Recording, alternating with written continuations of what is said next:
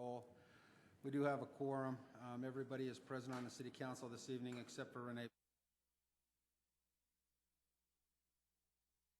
I would like to remind all of you to turn your cell phones off for the duration of the meeting. And will you please rise for a moment of silence followed by the Pledge of Allegiance.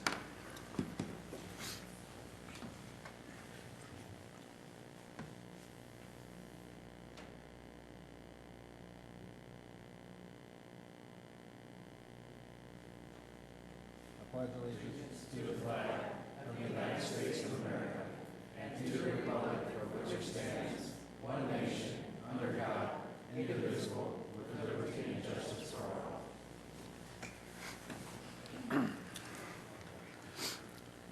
Will the staff please pass the microphone around so the audience can introduce themselves? My name is Stephanie Garcia. I'm Lupita Lopez. I'm Ashley Stieber. Samuel Wood.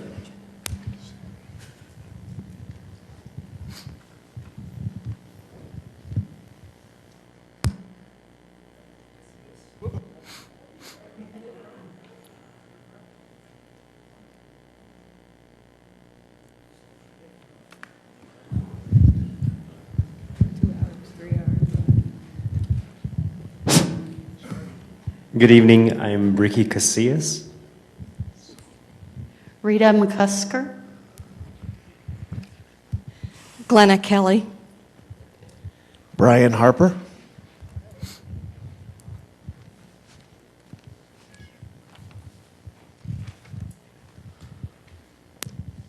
Guillermo Serna. Rob Donnell. Kathy Teeter. Kevin Vinsel. Jeff Woog. Jeff Osmus. Aaron Stombaugh. John Howard, Information Technology. Dwayne Rivard.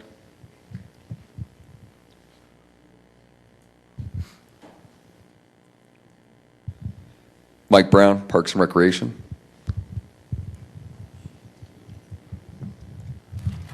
Jenny Axmaker, Planning Staff. Chris Kramer, Planning Division. Bob Zoller. Pam Spratler. Petty Thomas. Danny Thomas. Chuck Sonnier, PD. Jim Hayes, Community Development and Economic Development. Michelle Halstead, Communications.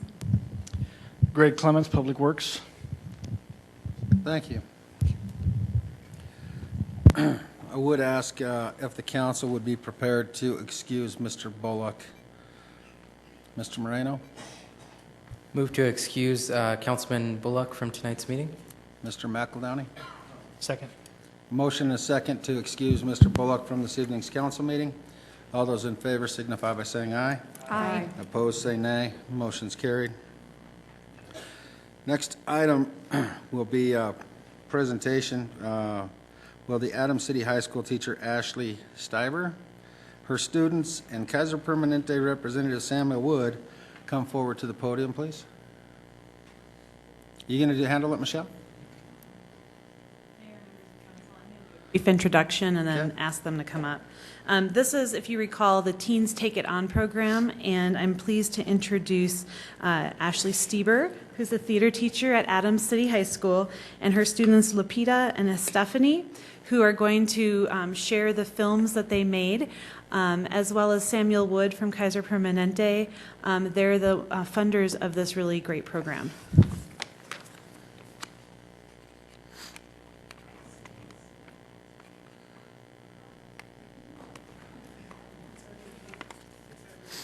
Sorry.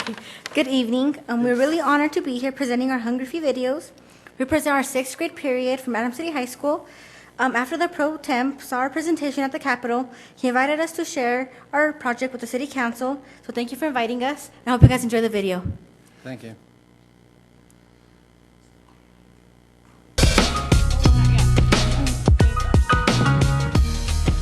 Sorry.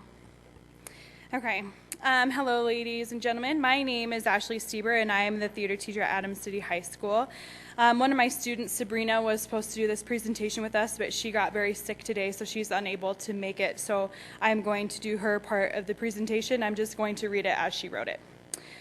So she says, "My name is Sabrina. She's a proud junior at Adams City High School. I'm a member of Drama Club, the Gay Straight Alliance, or GSA, and LINK, Leap into New Knowledge. This past semester, our 6th period drama class partnered with Hunger Free and Kaiser Permanente's Teens Take It On program. With 900,000 of our neighbors experiencing hunger-related issues, our drama class decided to take on hunger in Colorado. We wanted to help raise awareness about this serious growing social issue. We created 4 short films explaining the state of hunger in Colorado, offering what we know as youth about hunger and providing information about existing solutions. Today we will be showing our short video promoting the Hunger Hotline. This telephone program lets people in need know where and how they can get access to food, and the hotline members help to answer questions they might have about feeding their families.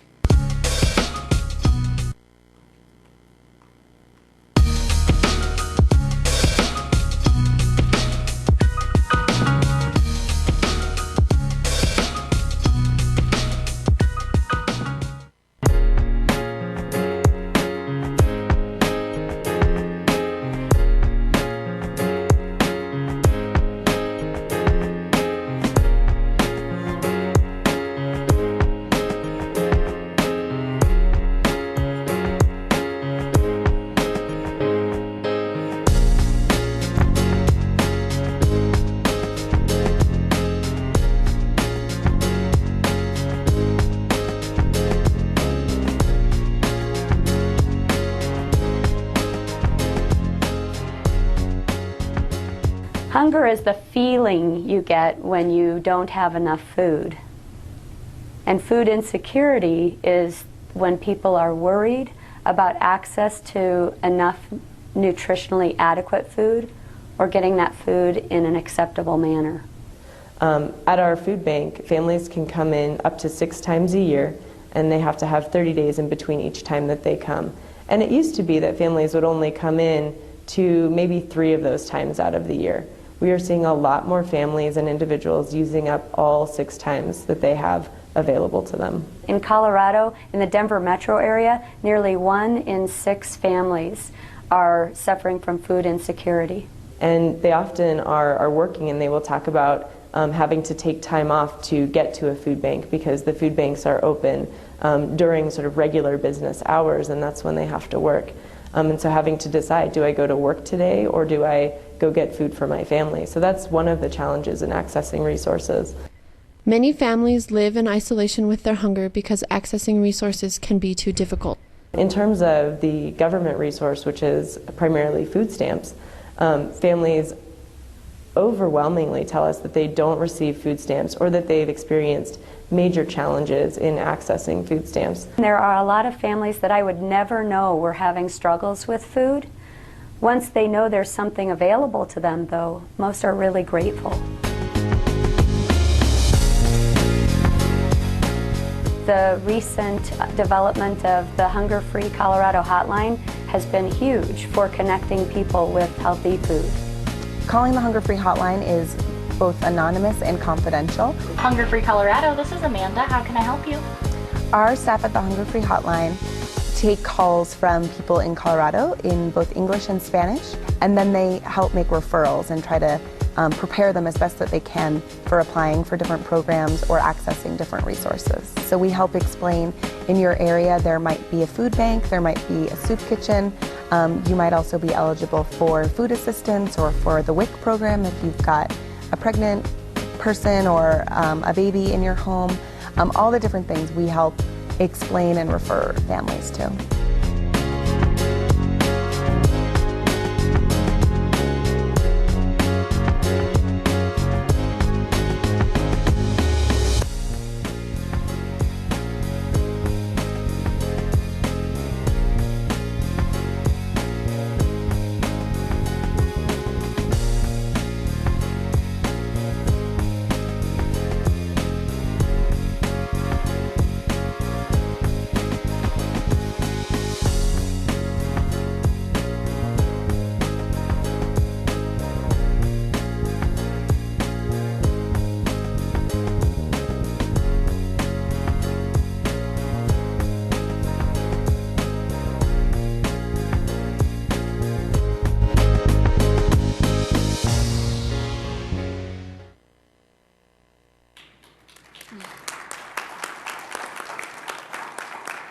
Thank you. So this is Sabrina again writing. She says, I have experienced this problem. My family and I have been experiencing this problem since my dad was laid off from his job. Doing this project with Kaiser Permanente has brought me and my family a lot of relief because now we know that there are people out there trying to help, and there are a lot more families out there going through the exact same thing.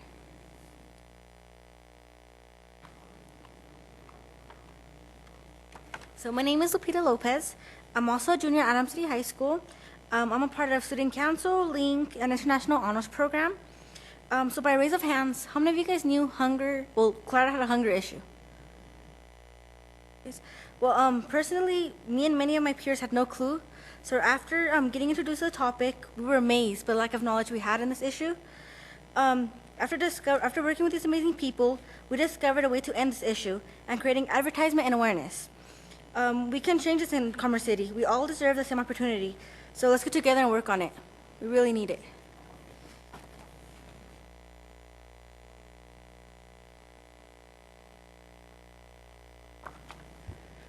Good evening. My name is Stephanie Garcia, and I am a junior at Adams City High School.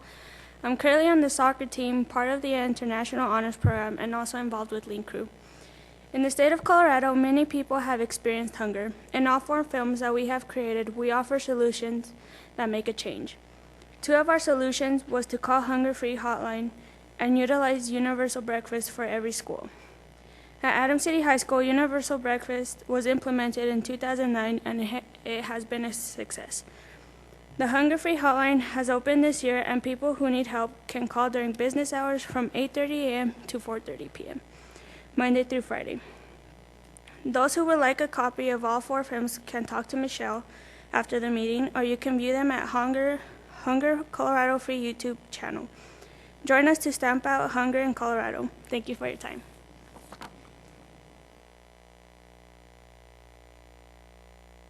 So I'm Samuel Wood, and I helped to run this program called Teens Take It On, and I have to tell you, you have some amazing students down the road.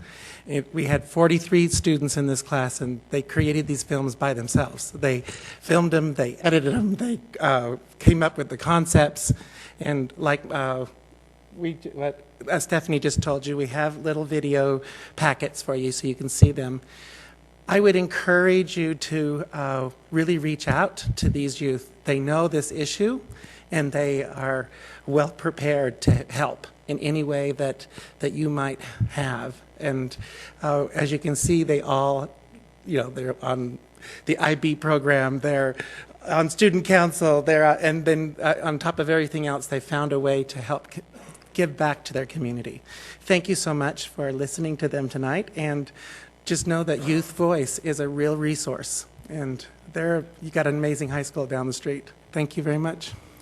Thank you, and thank you, students, for your efforts within the community. We appreciate it. Next item on the agenda. Was there anybody who wanted to speak on the student issue? Mr. Moreno? Just quickly, I had the pleasure of meeting Lupita and Stephanie and Sabrina at the Capitol, where they presented their video to legislators and other folks that were in the room. And I couldn't help but be exceptionally impressed at the work that you've done, and for such a noble cause. Particularly in Commerce City and in Adams County, hunger is an issue, and it's great to see young folks like yourself bringing attention to it. So thanks for all your work. Mr. McEldowney, your light was on. Did you have something? I just want to say thank you guys for the update tonight. Great video. I look forward to seeing the other presentations. And again, it's a real concern, and I think your comments are spot on, and that many are just not aware of how many folks, their next door neighbor, a friend at school, may be having a hard time and be unaware of those resources. So thanks for helping call attention to this issue. Councilwoman Carson. I wanted to thank all of you for coming in. Those of you who reached out and supported our youth, thank you. Youth never, I'm always amazed, and I don't know why I am, because the projects that I see our young people take on and the degree and what they produce, and to know your ages, always, I admire you. So thank you. You've done a very good job.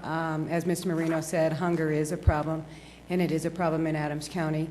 I do know that when we reach out to our young people, they in turn help their family know where to go and that it is okay to go and accept this. So thank you. And like the others, I can't wait to see what else, the 3 other videos. But thank you.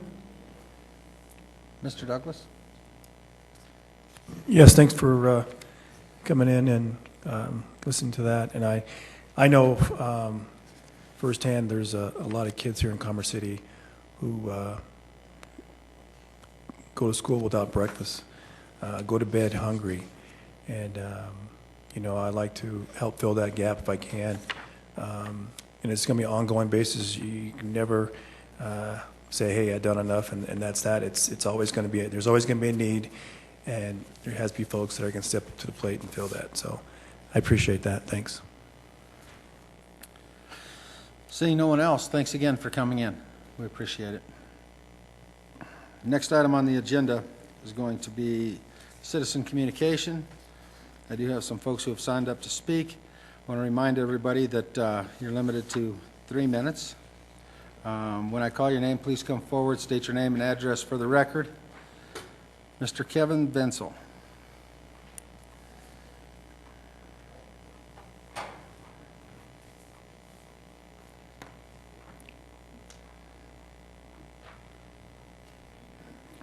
Good evening. Good evening, Council.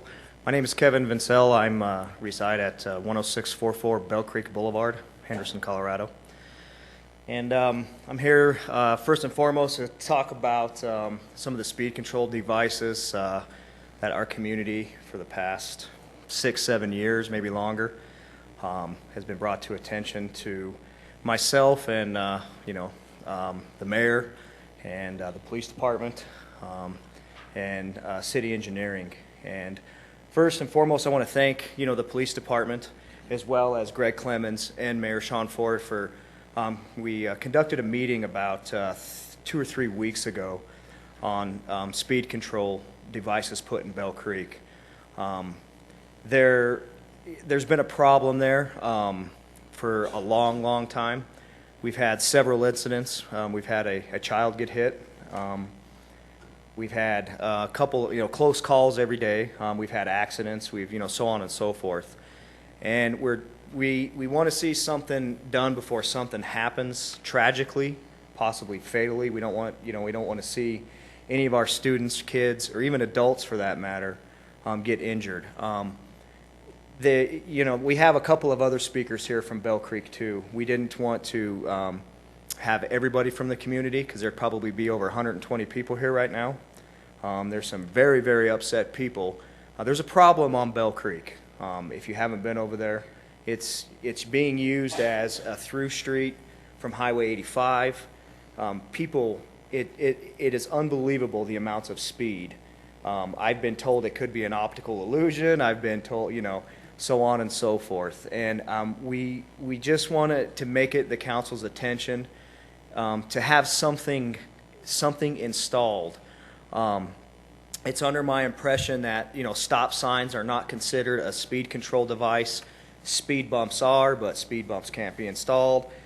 We can't put crosswalks in. We can't put stop signs in. I mean, we want something installed, and we want it installed, as soon as possible. It's been years now with nothing completed, nothing done. I know they did a speed study. I haven't, or a speed count study. I haven't heard the results on that yet. But again, we're here to present to council, the problem that exists in Bell Creek. And that's all I have to say. I have been in touch with, again, Greg Clemens and the police department, and we had a meeting, and the meeting went very well. But again, we would like to see what's going to be installed, and we want something very effective installed. There's some folks that have comments for you, so just stay there. Okay. Mr. Benson? Yes, thank you. Thank you for being here tonight. Do you have anything specific in mind? I know there's all kinds of I guess you can call some things speed bumps, but that's where you want Well- to limit the speed to about 4 miles an hour. Well, there's- But there are and other traffic, speed checking devices. Do you have a particular product in mind or a type of product? Yeah, my first letter that we had, and I didn't mean to interrupt you. I'm sorry. In the first letter that we had sent out, the community, a lot of people in the community did research on speed bumps, and myself included, and I've seen all kinds of types, and I mean we have them in the city as well. We have them on streets that don't even have anything to do with a school zone, or for that whatever the reason for that matter, but they're there. But there's some speed bumps or speed control bumps, if you will, that I researched in Thornton. They're kind of shaped in kind of V patterns, so that buses and fire department equipment can go right through them, snow plows, and where cars can't. And it was brought to me that, well, snow plows can't go over them. Well, we have people in our community that work for other cities. Some of them that have driven snow plows for over 30 years, and they're like, they go over them just fine. So, yeah, speed bumps is one of our first things to come to mind, not only to reduce traffic, but maybe to alter people from coming in there. Just Friday, the traffic was backed up, and I know, this isn't, a thing but the traffic was backed up from 104th Avenue all the way to the school, and people are just trying, and I mean, these are kids. It was brought. Well, why don't they walk down to the crosswalk? Well, if they're at 106th Avenue, they have to walk a half a mile to go to a crosswalk and then walk all the way back. There's one crosswalk. That's it. Are you suggesting another crosswalk? Well, I mean, my opinion, crosswalk and stop signs, and not just one, maybe a couple, or speed bumps. I don't know how else to put it. I'm not a street engineer by all means, but it seems that is the normal if you go over to Stewart Middle School, if you go to Timig, if you go around those places, there are crosswalks and stop signs all over the circumference of those places. Bell Creek has one. Because I know when we go to the National League of Cities, either in November or like we're doing next week, there's always exhibitors there. And I've seen a lot of traffic control devices, speed control devices. And I think it's just a matter of maybe looking at those and getting our Public Works Department to figure out what might work in this situation. But there might be 7 or 8 vendors for that sort of thing at these conferences. Mm-hmm. So, and I guess what brings this immediate attention is this has been going on for years. We have tried to do this for a long time, and day by day by day, still nothing's there. So, and I know there's another type of crosswalk that we've seen in Boulder County, where if there are yellow lights blinking, you can't get into that intersection. A pedestrian would trigger the yellow lights if they're blinking. It's a very serious offense to go through that intersection while they're blinking, and that might be another thing we can look into on several, like up there where you cross over the road to get to Prairie View High School, Prairie View Middle School, where there's no real way to do that unless it's a very dangerous undertaking. But these are all things that people have for sale, and they're advertising all of them at the NLC. So I hope that maybe we can look at some of those devices and figure out whether it's a good way to spend our money. is there any way that something can be put in that will be, I'm not saying the solution to the problem, but something that could be installed until we find the correct solution to the problem? Some sort of interim thing, is that what? Well, I don't know. Again, I'm not a street engineer, but about the stop signs. Well, stop sign's not considered to be a speed control device. Yeah. But the one that they put in way down the street, it helps. It definitely helps. I can't say I don't care what the studies show. It helps. It makes people stop. But we just want something. I mean, there's definitely a problem. Huge problem. I'd like to ask then for a consensus of the council. I know other people have things to say, that we direct the staff to look into this and see what we can do both immediately and for the long term to alleviate this situation. I'm not against that, Mr. Benson. I think before we do a consensus, I think we should hear out all the folks that are here to speak on this tonight, and then we'll have a better understanding. Councilwoman Carson? Kevin, thank you. I don't think there was anything false to what you said. I've gone to that community many times. It's a community that's very unique, very different than any other community we have in the city. It's one that promotes walkability, biking, foot traffic of sorts. It's also a community that has now put businesses in, so we're attracting people from other places in our city to enter into Bell Creek. You're right, the design of the school there lacks in safety, in my opinion. Does the school run programs to educate parents and this and that? I do believe that happens, but no. Every time I've been over there, it's been bad. The city has caused even a greater hardship on the citizens over there because you are right. Everybody is diverting Highway 85 and cutting up through there. I have done it myself. The cars in front of me, I have seen them 10, 15 miles over the speed limit. If we're going to be a city that builds communities such as Bell Creek, community safety is very much a city issue, in my opinion.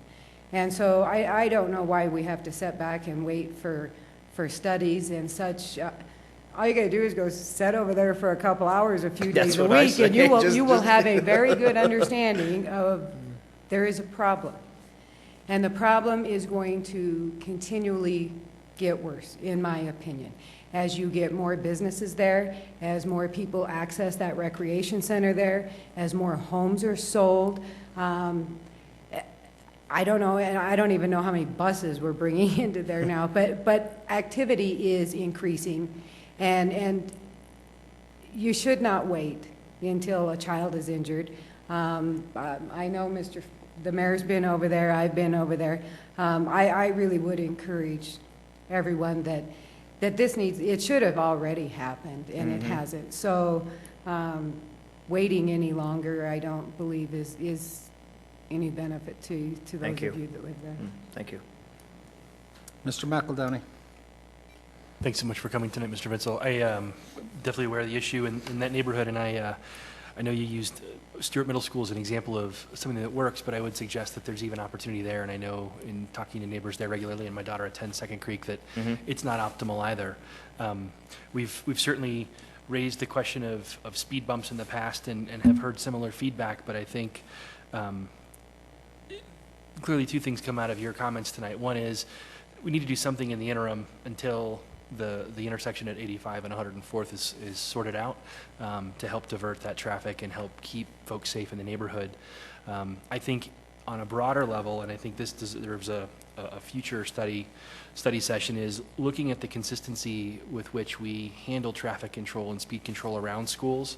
I know in past retreats we've talked about things like using the unmarked vans that would catch speeders in those areas, which I believe is covered under the state provision, where I know there's certain limitations around how you can use those vehicles, but you start popping people for speeding in those areas, they're not going to speed again. I mean, that certainly helps a handful of people, but I think it's a broader issue than even just Bell Creek, and I think I would suggest, sort of in addition to Mr. Benson's comments, that when council returns from NLC, that we ask for a study session to get the results of the study that the police department are doing or have recently completed in Bell Creek, and look at what some of the opportunities might be for immediate action versus longer term action, because I think, while we say immediate term action, I don't think we can by law necessarily go out and put a stop sign on an intersection next week, because and again, I'm not an engineer either, but I believe I've been told or remember from past discussion that there is some level of formality that has to be pursued before we can stick that in. But it's not to say that we couldn't get the speed control trailer out there perpetually, that we couldn't put some additional orange signs up there that speak to the fact that it's local traffic only. I mean, I think there are probably a number of ad hoc things that we could work around any of the permanency type things that might have a longer lead time? After 6 years, I've seen quite a bit of, well, actually longer than that. I've been out there 10, and I've seen just about all that you're talking about out there already. That's why I wanted to compliment the police department and Greg Clemens for help. I mean, that's some of the process that's been going on. Right. But I'm not. It's not going to solve the problem. No, and I know that, and I'm with you. And I know that those aren't the answer. My point is, we can't stick a stop sign on those intersections or Yeah, put I agree. crosswalks next week. And I know you have an urgent need. And I guess my point is, failing all of that, could we get staff to put, we have sign shop, right? They can put up temporary signs, I would think, and this would be an answer we need to get back from staff, that help draw additional attention to the speed control issues, that would, provide additional messaging as people come in off of 85 or in off of 104th to move through that neighborhood.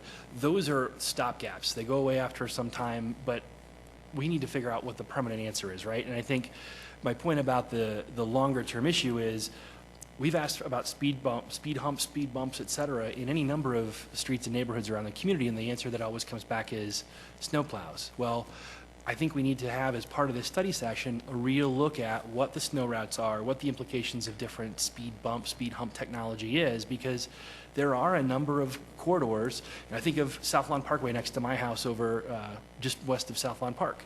It is a long, long straightaway. There is not one depression in that road that slows anybody down, and people race.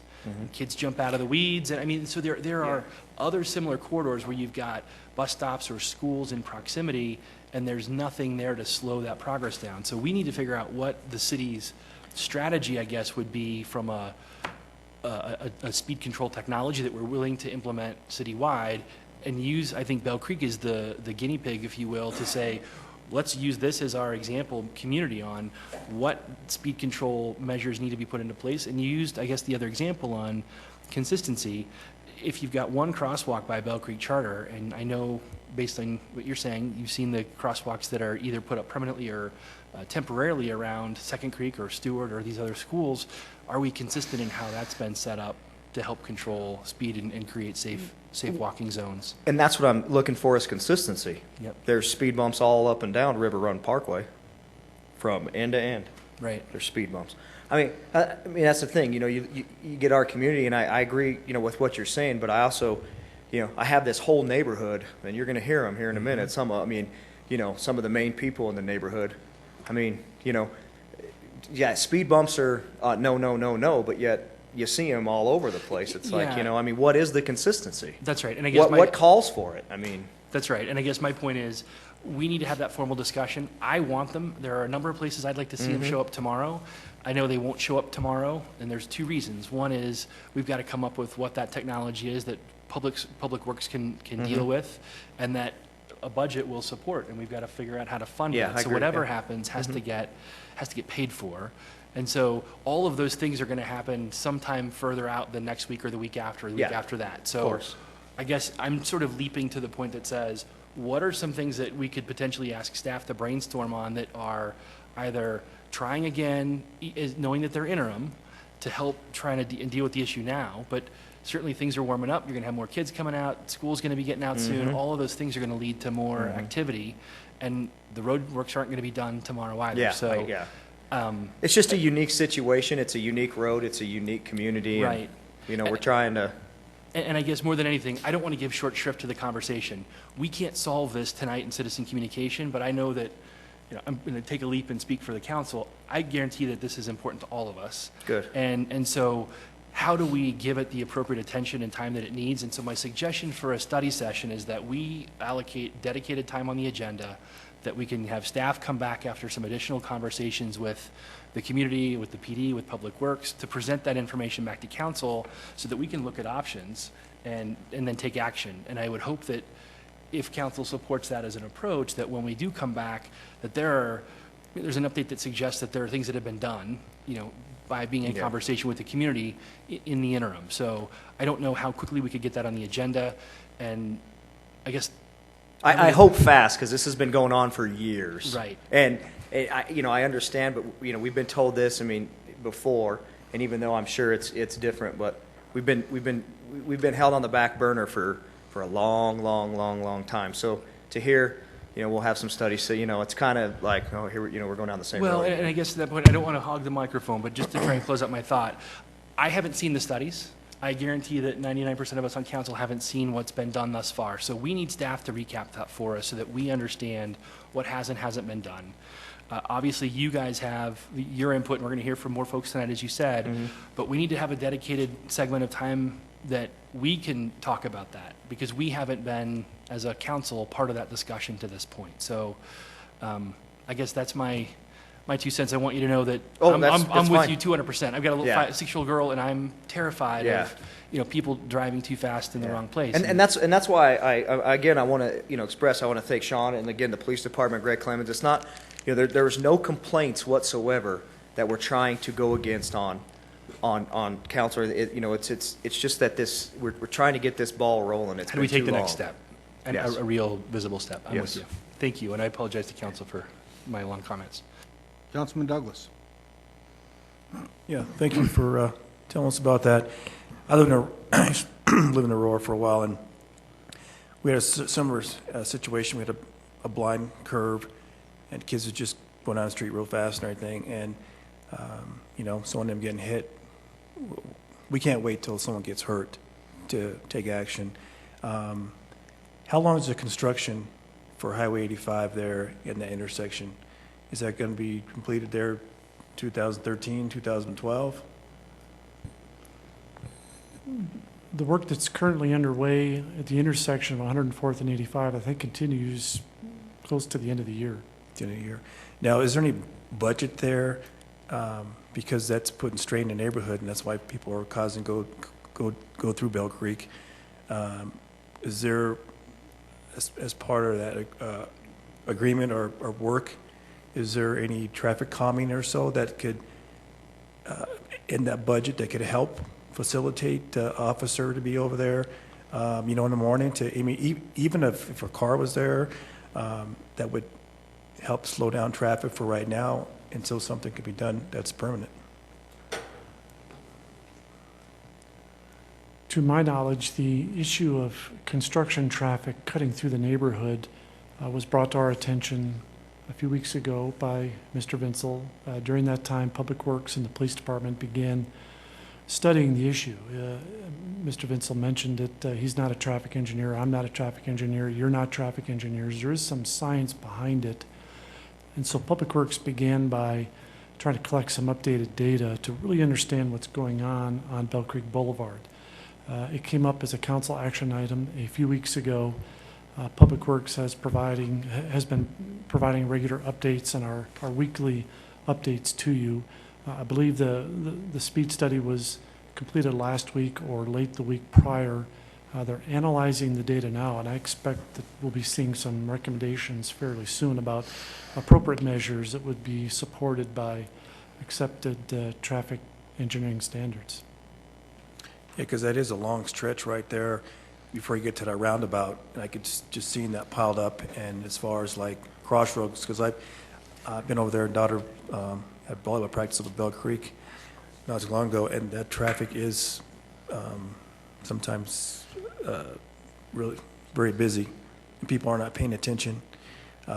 She parked on the side of the road and tried to make it across the street, and it took her at least 3 minutes for passing cars to get by. I do want to say this. I am a little skeptical. In the meeting that I attended, the head engineer had stated if the data comes back with no indications of, no alarming numbers, most likely nothing will be done. That, that kind of, I'm cautious. I don't know how to take that. I mean, a police officer said it could be an optical illusion. What, that people are speeding? I mean, sometimes I just kind of like, well, I'm coming here on 4th of our community. Right. There's a problem there. It's just not me. There's 100 and some people that are, right. So if what I'm afraid of is if the study comes back and they're like, well, it's not as bad as you think. Well, the counts are high, but nobody's speeding. So, we'll just, I don't know. I'm just real skeptical about what if that traffic study comes back. I mean, one of the community members had said, really, they need you need to waste money on a traffic study? Just sit out there, you can see. But I understand the science behind it. Right. But that's the only thing I'm afraid of, is it comes back and they say, well, there's nothing by law or by our industry standards or by our city standards where we need to put anything in. Well, that's where, as city council, we can set something for that, so. Okay, good. Thank you. Mr. Benson? Well, I wonder if just the simple expediency of a sign, say something like a 6x8 sign, maybe yellow and black or however it's done, school zone, slow down, speed limit, what, 20, 25? Yeah, I don't know what it is there at the moment. They do have they have two speed limit signs. They have one on the south side and one on the north side. They're spaced about maybe a quarter of a mile apart, and they do flash during school hours. But let me express that this problem just isn't during, the school hours. It's, right. I mean, it's, So it's not I think it was a couple weeks ago. There was two cars that were racing up and down the street about midnight. So I mean, it's a Maybe great racetrack, I guess. Maybe if we added to that, fines quadrupled or something, so that people would know what they were getting into. I understand it's a problem, whether it's school time or not. If you got people racing, they're not in control of their car. So, at least as far as stopping distance is concerned. So. Yeah, I had my camper demolished the day I bought it. You did? In front of my house. That's all I have. Okay. Mr. McEldowney? Yeah, just to bring this to a formal point, I would take my earlier comments in conjunction with Mr. Benson's and suggest that we get council consensus, whether through motion or otherwise, to direct staff to prepare a study session that would recap the analysis that's been done thus far, and to come forward with suggestions for interim traffic control measures to be put into place until such time that a permanent solution can be identified for that corridor, and that this be scheduled soon as possible. I would so move. There's a motion on the floor. Is there a second? Councilwoman Carson? I'll second that. Okay, before we vote, is there any discussion? I did. I fully agree, Kevin, that it does kind of seem that you're spending money on something you don't need to spend it on. In my opinion, I'm not sure how those results will come in, but I have been over there enough that I know that we do have a problem. I don't think we have anything in this city that mimics what Bell Creek is. So I don't know, are there different traffic studies if you have residential compared to retail compared to, because we have all these different things that are taking place in this. This is how this community was built, was to be one of those urban lifestyles, which really does mean that park your car, but it's not what we're producing out of there. And so I think in order for us to keep Bell Creek with the way that it was when the city approved of the plans and what the vision was for Bell Creek, no matter how those studies come out, we need to recognize that we do need to go in there and make some changes. Mr. Vincel, during this part of the discussion, I don't want you to interject, because this is discussion on a motion and a second that's on the floor. We'll get back to the citizen communication portion here in a minute. I just didn't want you to jump the gun and try to answer something. So until we vote, I want to make sure we get done with all the discussion on the motion and second. Mr. Moreno. Yeah, I have no problem with the motion. I support it 115%. I would just caution council in the future. We do have other citizens that are signed up to speak on this topic. I think we should withhold action until other citizens speak to give them that courtesy. I would agree. I think that we need to hear the other residents from the area prior to taking the vote. Not that I don't support the motion, because I do. My comments, you know what, I'm going to leave it at that and ask the motion maker and the seconder if they will postpone the voting until after the other residents have had a chance to speak. Absolutely. Is it good with the motion maker? How about the second? We're going to postpone that vote until after the other citizens from Bell Creek have spoken, and then I'll ask the motion maker and second if they still stand behind their motion. Okay? Okay, thank you. Thank you very much, Kevin, for coming in. Rob Donnell.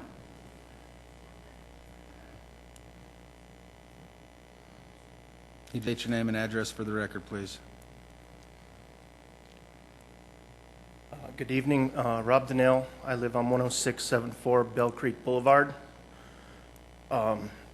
Kevin delivered pretty much everything we've talked about as neighbors, as little communities getting together for Facebook. It's been all over that. We've got a page on that it's been talked about, but I wanted to go into a little bit of the past history. I've lived there for 10 years and watched the whole development build up, come around, and the city has always been there to help us with freshening up the crosswalks or doing the snow removal around the schools, doing everything we've ever asked them to. We even did a study probably 5-6 years ago where the police department gave us the radar gun, where we sat on our front porches and documented that there was cars speeding. Don't know whatever happened with that, but we did it. Other things that have been, my mother-in-law, Kathy Teeter, has been around for a long time with the council and with my kids. My oldest is 11. My youngest is, 8 months, so started over. But we get to see it firsthand. My wife runs a daycare out of the house, and she walks kids across to this one. We actually have 2 crosswalks in the city. One's over in front of the school to the west of us, and one is on Bell Creek Boulevard. But she walks them to that and walks them across, and she sees near misses almost daily. I'm just here to plead with you guys. Please help us. We've went through the proper steps. I've turned in work requests to to streets, and they did respond to me that they did a traffic study and nothing was found and it had been filed. Come sit on our porches, come watch. And I don't want to just blame it all on the construction of the highway either. There is something that was put into the neighborhood 2-3 years ago called McDonald's that has drawn a lot of kids coming from the high schools. You can see it throughout our whole community where the litter is up. We try to clean that up ourselves. The high speed, these kids are rushing through before, after, during lunchtime to get to McDonald's and get back. And I know it is a nightmare right now with the construction. I've worked with the City of Westminster for 16 years in street division, so I know some of the steps that it takes to do to get some of this done, at least in our city. And the last thing I wanted to do was go and tell my mother-in-law, hey, you need to talk to them. I wanted to follow the proper steps and do what we could, and we've done that, and we've reached out, and now as another opportunity, I'd like to ask you guys for some help. Great. Any comments for Mr. Donnell? Mr. Douglas? Thank you. I hear you, and I'm behind you on that, and I would like to know what happened to that study as well. I mean, if a study was made, was that presented to City Council at the time? And if not, where's it at? So, I mean, instead of doing another study, let's look at what that study.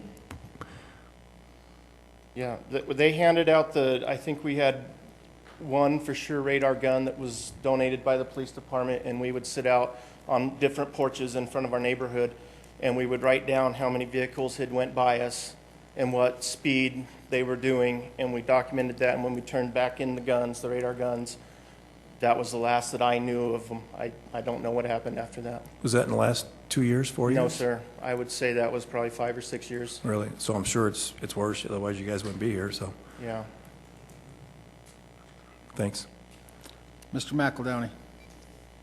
Thanks very much, Mr. Donnell. One other point that you've obviously added to the discussion is the concern about the change in who's causing the issue. And obviously with the high school drivers moving through to McDonald's, that's another angle to consider, and that might warrant some communication from council to the school district, to the high school potentially, just to remind them of, minding traffic laws, being safe in neighborhoods, and reminding them that it's not a through street. So, given that they're trying to get there to lunch, and there are delays with the traffic due to the construction, it's not an excuse to race down those streets. So, definitely a good additional observation. Thank you. Rob, I appreciate you coming in.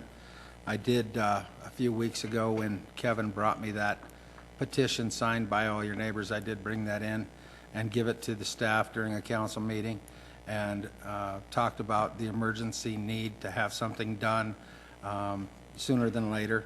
And I see that there's two issues that we really got to consider here. One of them is something, even if it's a temporary, while they're studying it, but something immediate to help slow the traffic down and to make sure that you guys have the peace of mind on that street that you need. The other is a long-term fix, and what's the best way to handle that. I happen to have the opportunity of spending some time on this council in the past, and with your father-in-law and Mike Bonallo and a lot of the others. And at the time, we were having some issues with people needing some speed control devices in other areas. And I remember that we passed a few of those and approved some temporary speed humps while there was some stuff going on.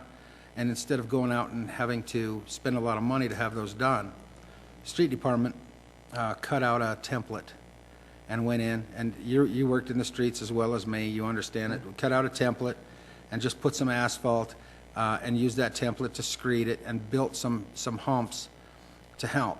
And we have those humps on current plowed roads now. And I'm not trying to circumvent our Public Works Department and the engineering staff and the study process, but I'm trying to come up with a solution for something that is temporary until they can figure out what a permanent solution is, and so that this council can figure out how we're going to fund it and be able to pay for it. But I think something does need to be done now to keep from having a small child or an adult hit and killed with the issues that are there. I went over after talking to Kevin. I went over and got to see for myself what happens. And I live in River Run. The easiest route to go to McDonald's, go 112th to Bell Creek Boulevard and go all the way through.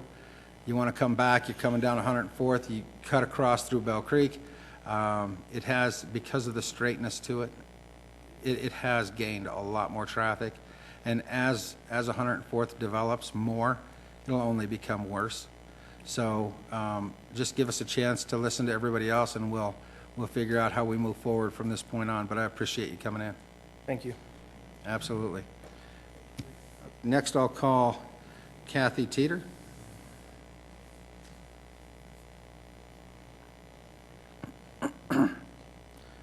State your name and address for the record, please.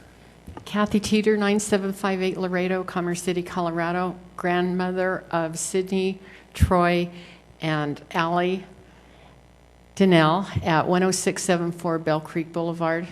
And I have very many friends and family members over there that are concerned about this as well.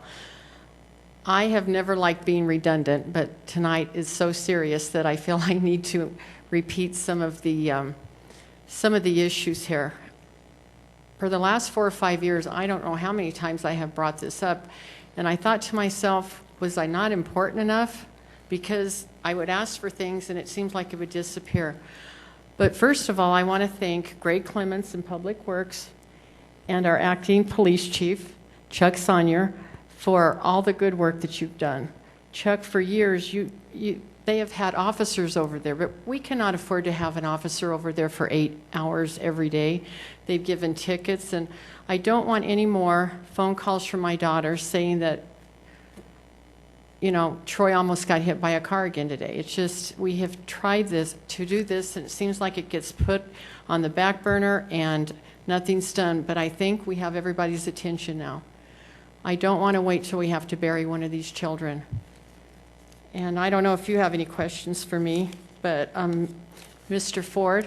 Yes, I do ma'am. remember those speed bumps. They're on 66th Ave, and there are 3 of them. Well, there's a lot of places, A lot more, too. Kathy, that And, we put them, absolutely. And they were snowplow routes, so thank you for bringing that up, because it did take place, because there was a need for it and pressure from council and staff.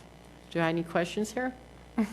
No, ma'am. Nobody's pushed their button. We're going to hear everybody out, and then we'll have some more comments. Thanks for coming in, Okay, though. thank you. Nice to see you. Oh, Councilwoman Carson, did you have something for Kathy? I just wanted to tell Ms. Teeter it was nice to see her. It's nice to see you staying active in our city.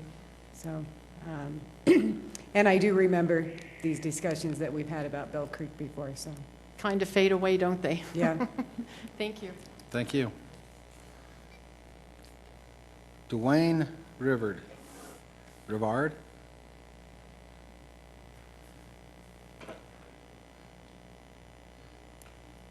Need just your name and address for the record, please. My name is Dwayne Rivard, 10654 Bell Creek Boulevard. I also work for a municipality. I worked for the city of Lakewood for 24 years. I've been on the asphalt crews. I've plowed streets for that number of years. I've been plow crew supervisor for the past 8 years. I have a list of more than 180 locations where we have speed humps in the city of Lakewood. They vary anywhere from a design. I have a design that we use for the collector streets, which are 25-mile-an-hour speed bumps. We also shorten this up to make it a 15-mile-an-hour speed bump. There are many on our priority snow routes. We have no problem. I have never talked to a plow driver that has a problem plowing over a speed bump. They're designed to be plowed over. Every one of these locations in the city of Lakewood has to be approved by West Metro Fire Department. And they authorize the locations and the installation of our speed bumps. The design of this, and like you say, you've seen templates. We also have the same templates. You throw some asphalt down, you roll it. It's a matter of a day that these can be put in place. Now, the design and the location by the traffic engineering department, that's what, takes the most time. I printed up some copies around Bell Creek Charter School, which is right across the street from our house. Bell Creek Boulevard going through. On the north end, there's islands in between the streets, traffic calming circles. On the south end, the street narrows. There's the bridge there that narrows down, and then from that point on, there's traffic circles. We have a lot of traffic calming devices in the neighborhood, but the street widens and the speed picks up right in front of the school. And this is what the issue is, not only during school hours, but anytime you get a street that widens, people have a tendency to go faster, and that's exactly what happens there. So to put in a speed bump somewhere in that area, I don't know all the specifics. I know it's so many feet from a stop sign. I think we have that range there to put a speed bump in that area. It doesn't take long. You talked about temporary, if you choose that this is not the appropriate thing to have there. This would be something that could be done fairly quick, and it can be removed. We have removed them in Lakewood, where people have decided, because we'll put them in neighborhoods, just not to say anybody in particular lives there, but somebody that maybe either, you grease the squeaky wheel, somebody that complains the most, or somebody that has a little more pull than others, get a speed bump in, and then they decide they don't want it, it gets removed. So I've seen a lot of different situations. I think this can be done fairly quick. Okay, is there anybody who has any comments for Mr. Rivard? If you'd like, I can give the Lakewood design for the speed bumps to you, and then I made some copies of 3 different elementary schools, one in River Run, one in Reunion. And I highlighted the areas where there's crosswalks in the neighborhood, not only around the school, but in the neighborhood. And anytime you see a painted crosswalk, somebody might have a tendency to slow down. And we have very few Okay. around Would- Bell. You can give that information here to the city attorney, please. I don't see anybody that wants to that has anything to say, but I would like to comment. Years ago, and everybody on this council has changed, so nobody on the council, except Mr. Bullock, who's not here, would remember this. Mr. Clements would. We were dealing with an issue where there were some neighborhoods with wider streets that had concerns and wanted speed humps. And we started down the path of doing the studies and the time that it took and not getting anywhere. And the council at that time decided that if everybody on that street signed a petition supporting speed humps, that we would do it because it's the street that they all live on, if they got 100% participation. Right, we also have that in Lakewood. Okay, so I don't know where that's at, Mr. Clements. Is that still in place, or do you have any recommendations while we're up here contemplating this?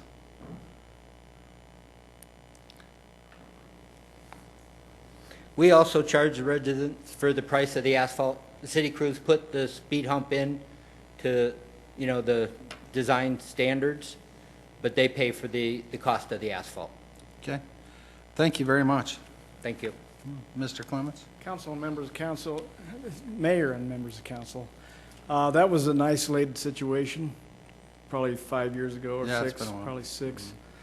Now, the current policy that is in place and was adopted by a previous council does not include a petition process to get to that point.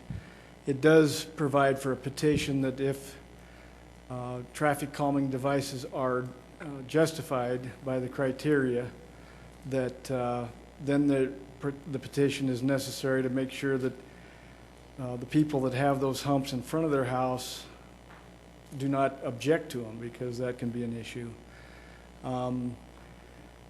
I've heard a lot of information tonight, and yes, we received this request through you, Mayor. So that's been 3 weeks or so. We met with Mr. Vinsel that week or in the near following week, and advised that the studies would be going into process. We do not have a previous traffic study in that stretch of Bell Creek Boulevard.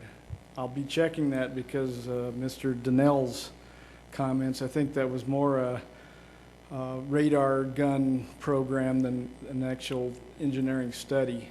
We'll be checking that. We do have the traffic counts completed. The analysis is not complete. I can't even give you any good information out of it at this point. I don't know what that says at this point. But we will be continuing to review it and come back with the council with recommendations. With Public Works and/or the PD, is there anything that you guys can do from a temporary standpoint until the study's done, via additional police, the speed trailers, what can be done? Maybe some signage that says not for highway traffic. I don't know how it's worded, but something to help try to significantly slow things down until things are finished, where we can get some kind of a permanent solution. Right. One of the dilemmas we had was, and we discussed this during the meeting with Mr. Vinsel, was that we didn't want to skew the results on the traffic study. Right. Now that that's done, there may be something we can do. Maybe as little as turning those flashers on permanently. Just let them run all the time to alert people that that's a traffic issue there. Extra signs I question, because you see so many signs you ignore anyway. Does it really do any good? The flashers, at least, to draw your attention. There's other ideas out there, but some would have some pretty devastating impact on the neighborhood. So we've got to be careful with what we come back and recommend, with pros and cons, and what we need to discuss this with the neighbors, the school, police department's involved directly, and it's going to take a coalition of ideas, I think. Well, and I know every council deals with this. It's not just the one I was on before. As an employee working under you, I remember building something that really was horrible at the time, and apparently it's effective at 60th and Olive. Oh, yes, the famous Yeah. roundabout. Yeah, now, talking about snowplows and fire trucks, that's got to be the worst in town. But if there's some kind of solution that we can come up with from a temporary standpoint is really the direction that I'm looking at tonight. Does any of the other council members have any questions for Greg while he's up here? Councilwoman Elliott? Yes, Greg, I know a few months back I had submitted a request for the, at the intersection of 70th and Birch about that stop sign with the flashing LED lights.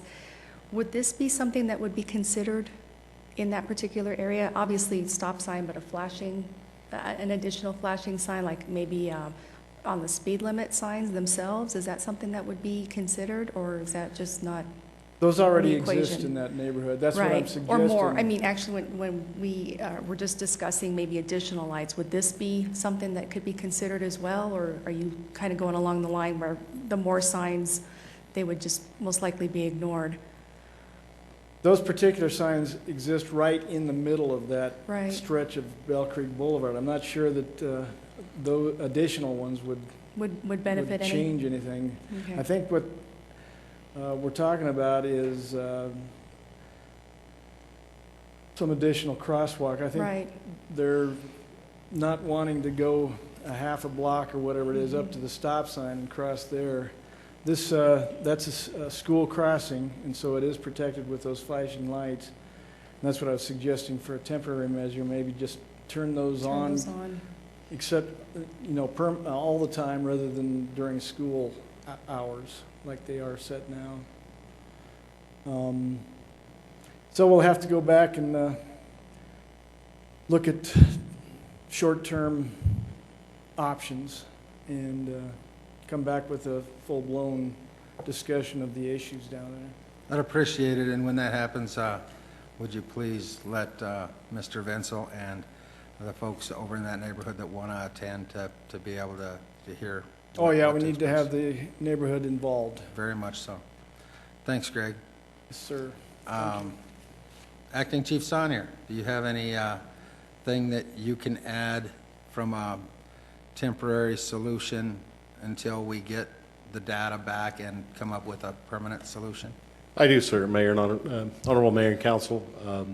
Number one, it is listed as a traffic hotspot for our traffic units. We've increased traffic enforcement in that area as well as the district cars.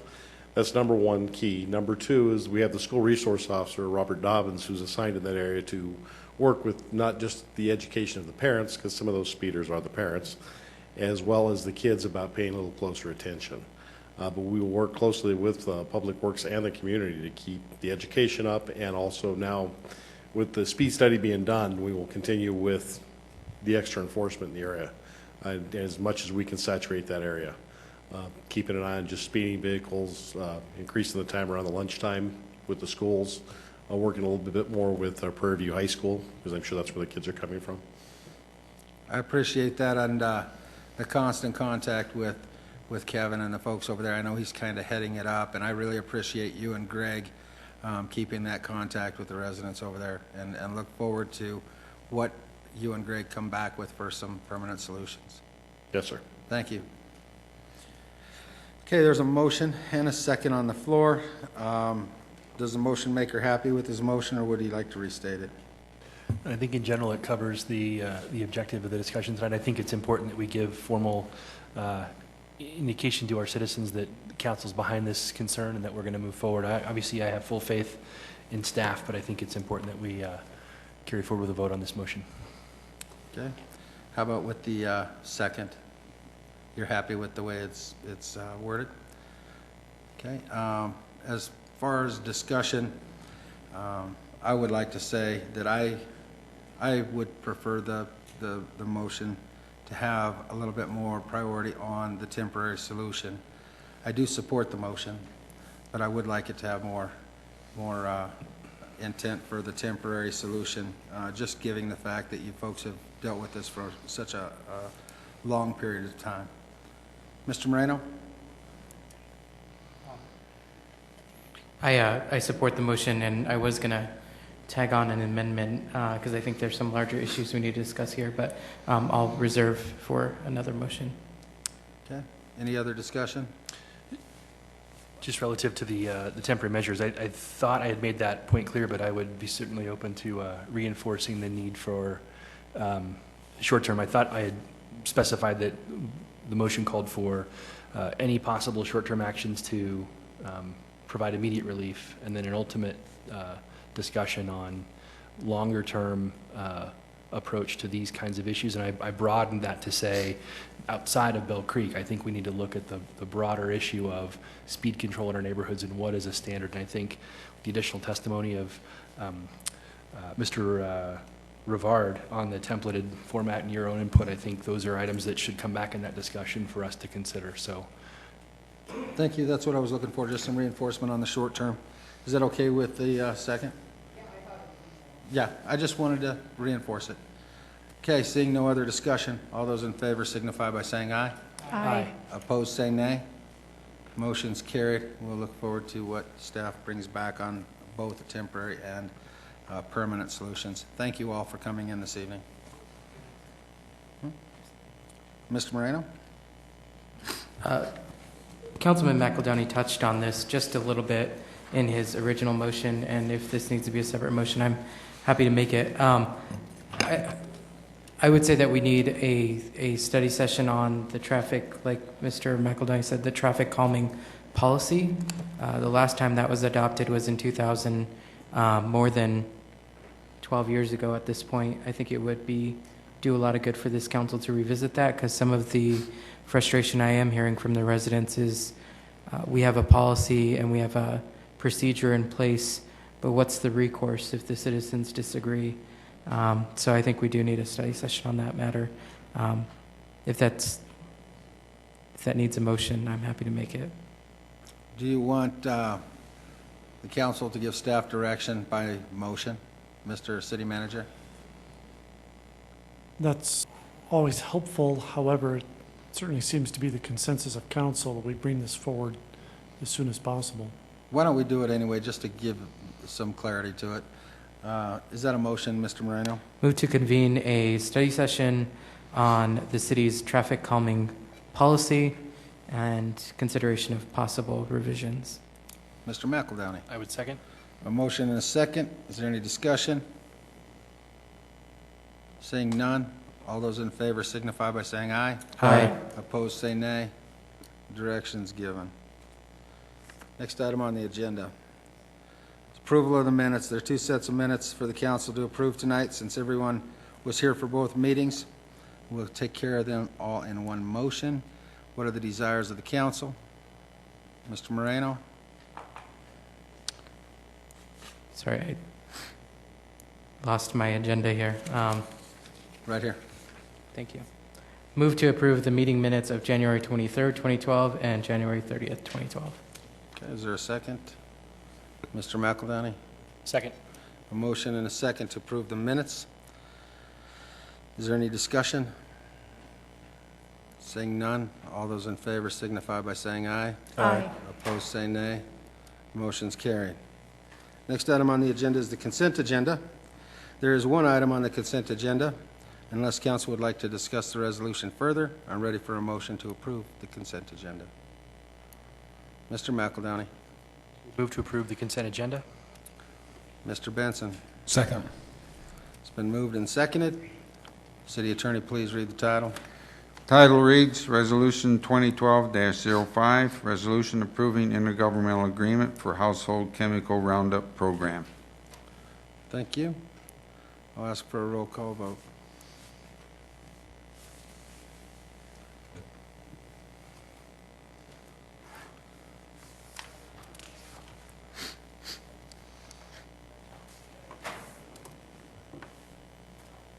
Let the record show that it is 8-0 to approve the consent agenda. Next item on the agenda is Resolution 2012-08, the Walk Bike Fit Plan, which was discussed as a study session item on February 13th. Unless council has additional questions, I'm ready for a motion to approve the resolution. Mr. Benson? Move to approve Resolution 2012-08. Okay, Mr. McEldowney? Second. A motion and a second to approve the resolution. Will the city attorney read the title? Title reads, Resolution 2012-08, resolution approving Walk Bike Fit Commerce City, a multimodal active transportation plan. Thank you. Is there any discussion?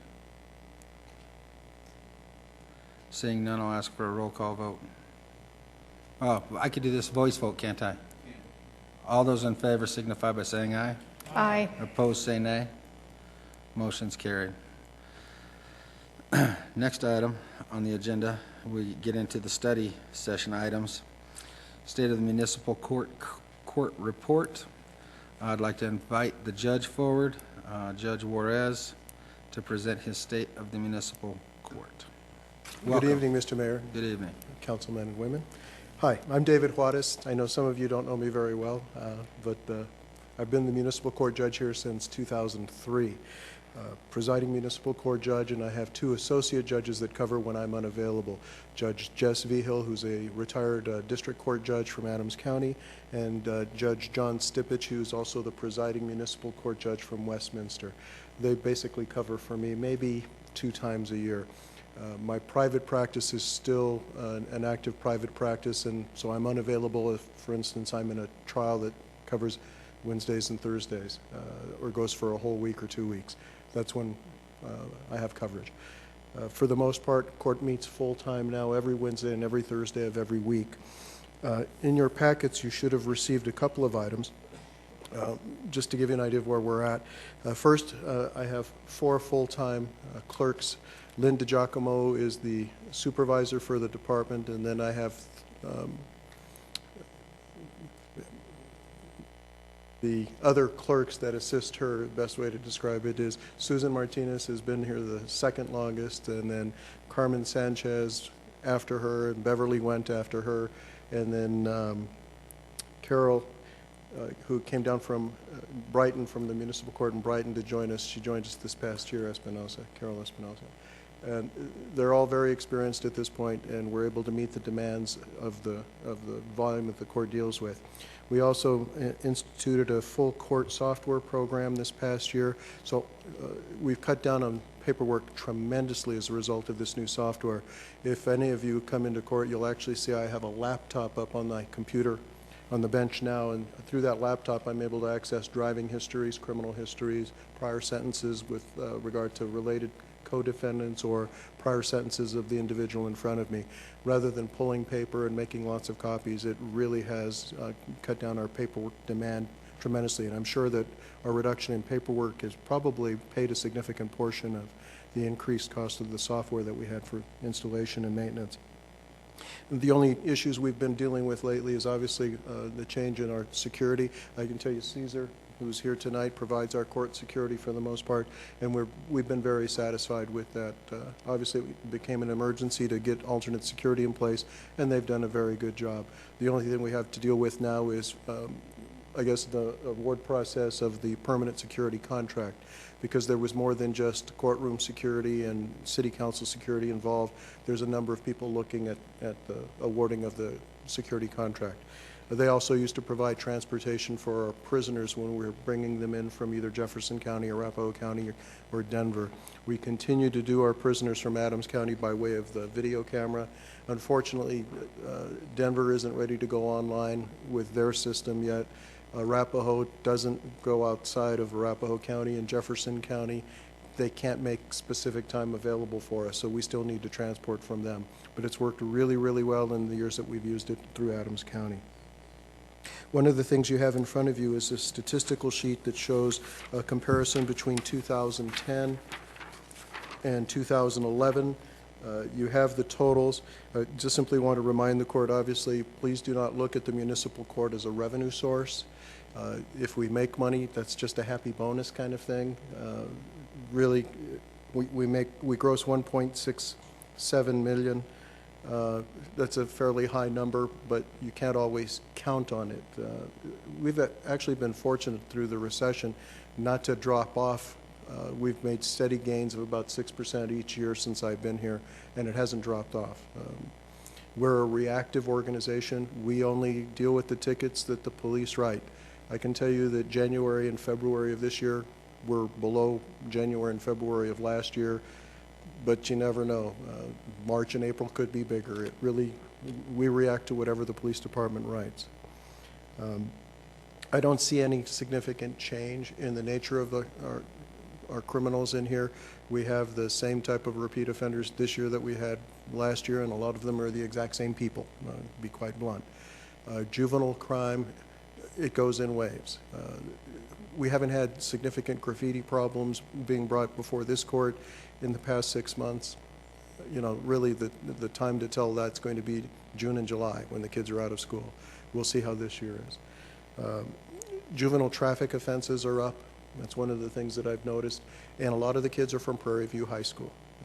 It's not just patrolling on 120th, it's the kids from Prairie View High School mad dashing it all over the place. They pick up tickets on Highway 2, they pick up tickets on Tower Road. Our special 3 o'clock Thursday afternoon docket is devoted strictly to juveniles, and I can tell you that more than half of them are juvenile kids from Prairie View High School, the traffic ones. In terms of other issues, I was hoping that among the materials that I had provided for you was the statistical report regarding Highway 85 and 60th, where the red light cameras were put in place.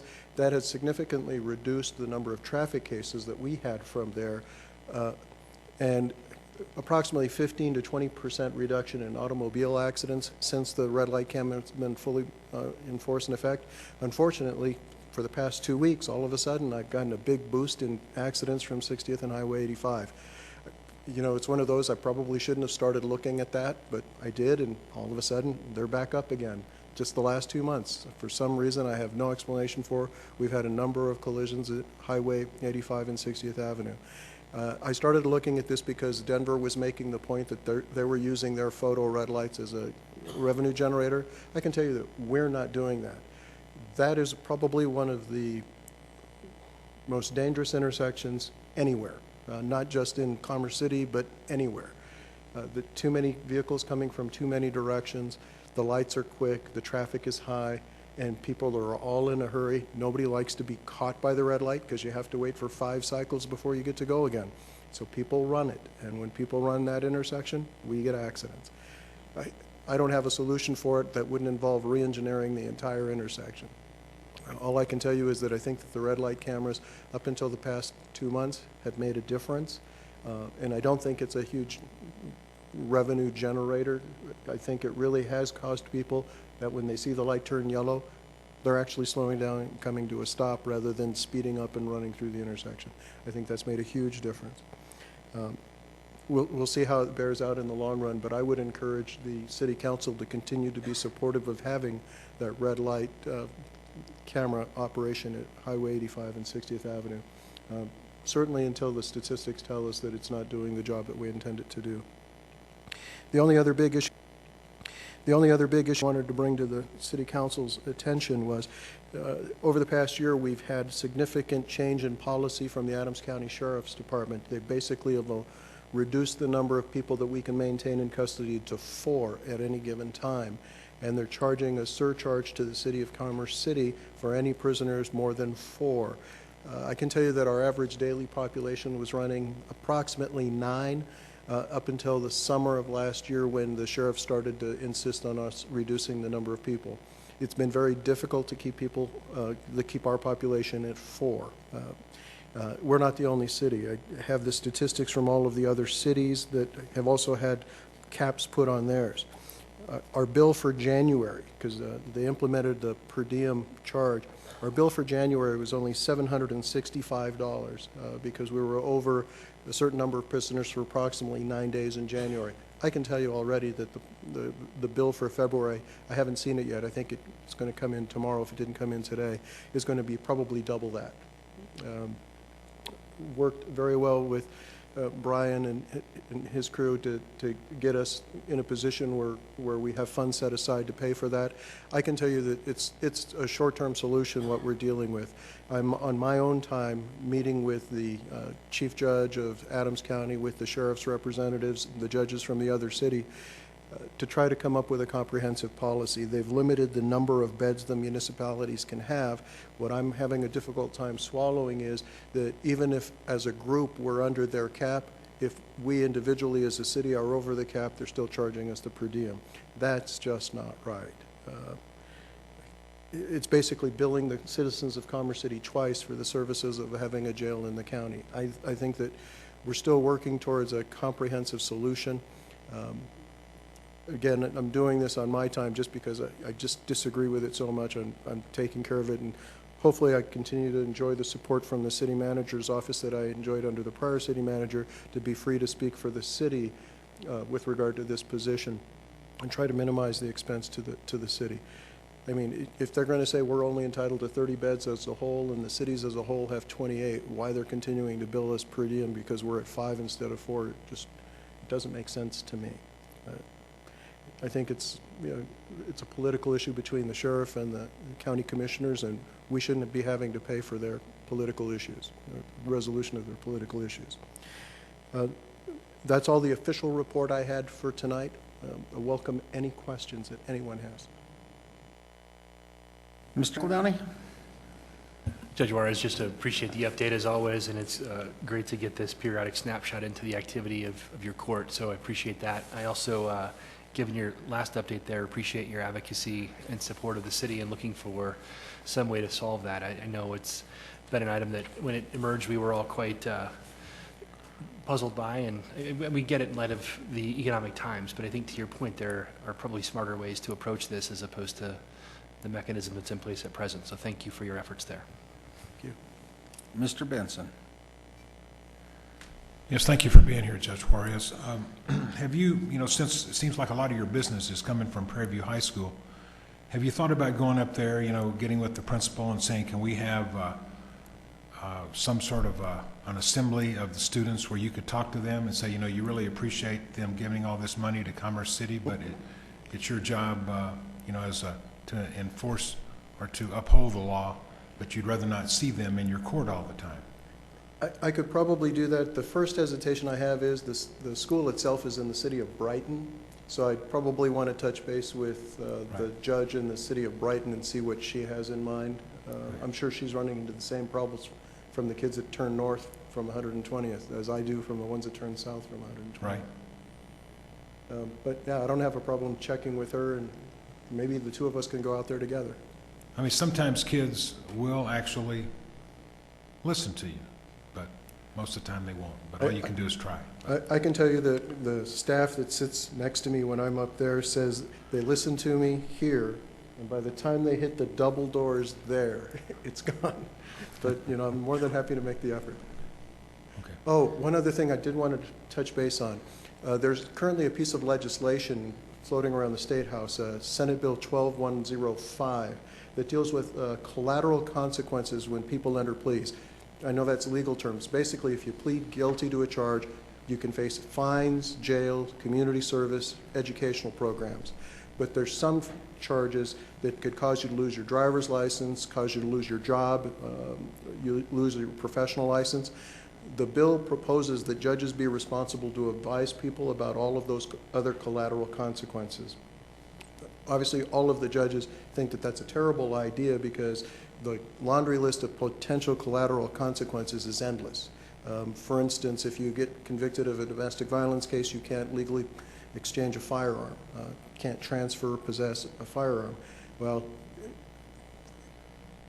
I'd have to know too many different laws to be able to adequately advise people on collateral consequences, so the municipal judges as a whole are against it. I jumped the gun and added my name among the municipal judges that were against it, and then was reminded we have Ms. Cordero for that. And so I got together with Ms. Cordero, gave him a position list, explained the parts of that law that were good, that needed to be included or passed, the parts of that law that I thought were inappropriate for a judge of Commerce City or any equivalent municipality, and I guess he brought it to your attention, and I think we've got everything working correctly now. So just so that you're aware, I didn't mean to step on anybody's toes, but once I realized what the process was, we got the process straightened out and have come out against it. And if anybody has questions on that issue, just please feel free. Councilwoman Carson? Judge, thank you. And I also had a couple questions about the students. One is we have 2 high schools in the city. Is it our northern kids that are heavy on the gas and not the Adams 14? Or? You know, I'll be honest, I've never understood. I think it has to do with where they're going or what they're doing. Because I can tell you that the Adams City High School kids, you know, we've had a traditional type of crime from them, the smoking in places, the drug paraphernalia type of things like that. But we don't get very many driving offenses from the Adams City High School kids. From the Prairie View kids, I mean, it's not even a close thing. I bet you I get 10 Prairie View high school kids driving to every one I get from Adams City High School. Well, and living up there, I mean, I see it. I didn't know that it was that great numbers difference of what it is down here. But yes, and hopefully that your assistant is wrong, that when the students do leave here, they have learned a lesson.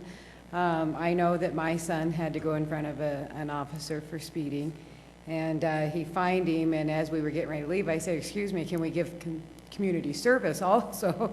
So, you know, there are many things that we do. I know our students probably don't think it's fair, but anything that we do that keeps them safe, we just need to do it. So I'm glad that our officers are out there making sure that they're keeping an eye on the students.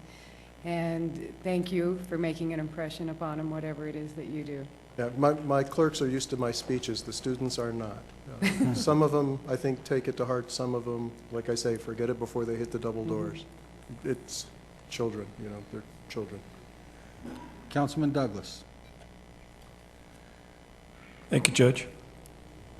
Had a, on that Senate Bill 1015. It's 12105. Oh, 120, okay. When was that presented in the House? Is that this year? Yeah, I mean, Okay. this was very topical.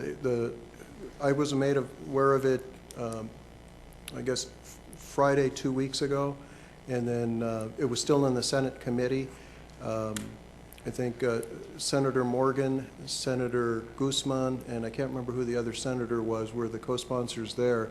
And according to Mr. Cordero, it looked like it was going to pass out of the Senate, so the place to try to stop it or really voice opinions was in the House. So I spoke with some of the representatives from up here, including one of the sponsors, Daniel Pabon. I left a message in his office. I understand that the Colorado Municipal Judges Association, as an organization, have come out against it. The Colorado Bar Association has been advised that they should come out against it, but I'm not on their Board of Governors this year, so I don't know what action the executive committee there took. I can tell you that there are some pieces about that legislation that are good. They're going to allow people to try to seal records of convictions after a certain amount of time, like 10 years, so that there are some remedial benefits to it and some rehabilitative effects to it. But some of the advisement stuff on the collateral consequences, it's unmanageable. I mean, first we'd have to replace all of our advisement forms, we'd have to replace our video, and then every plea that we give from that point forward will be subject to collateral attack. The bill says that you cannot collaterally attack for a failure to advise, but you can't write that into law.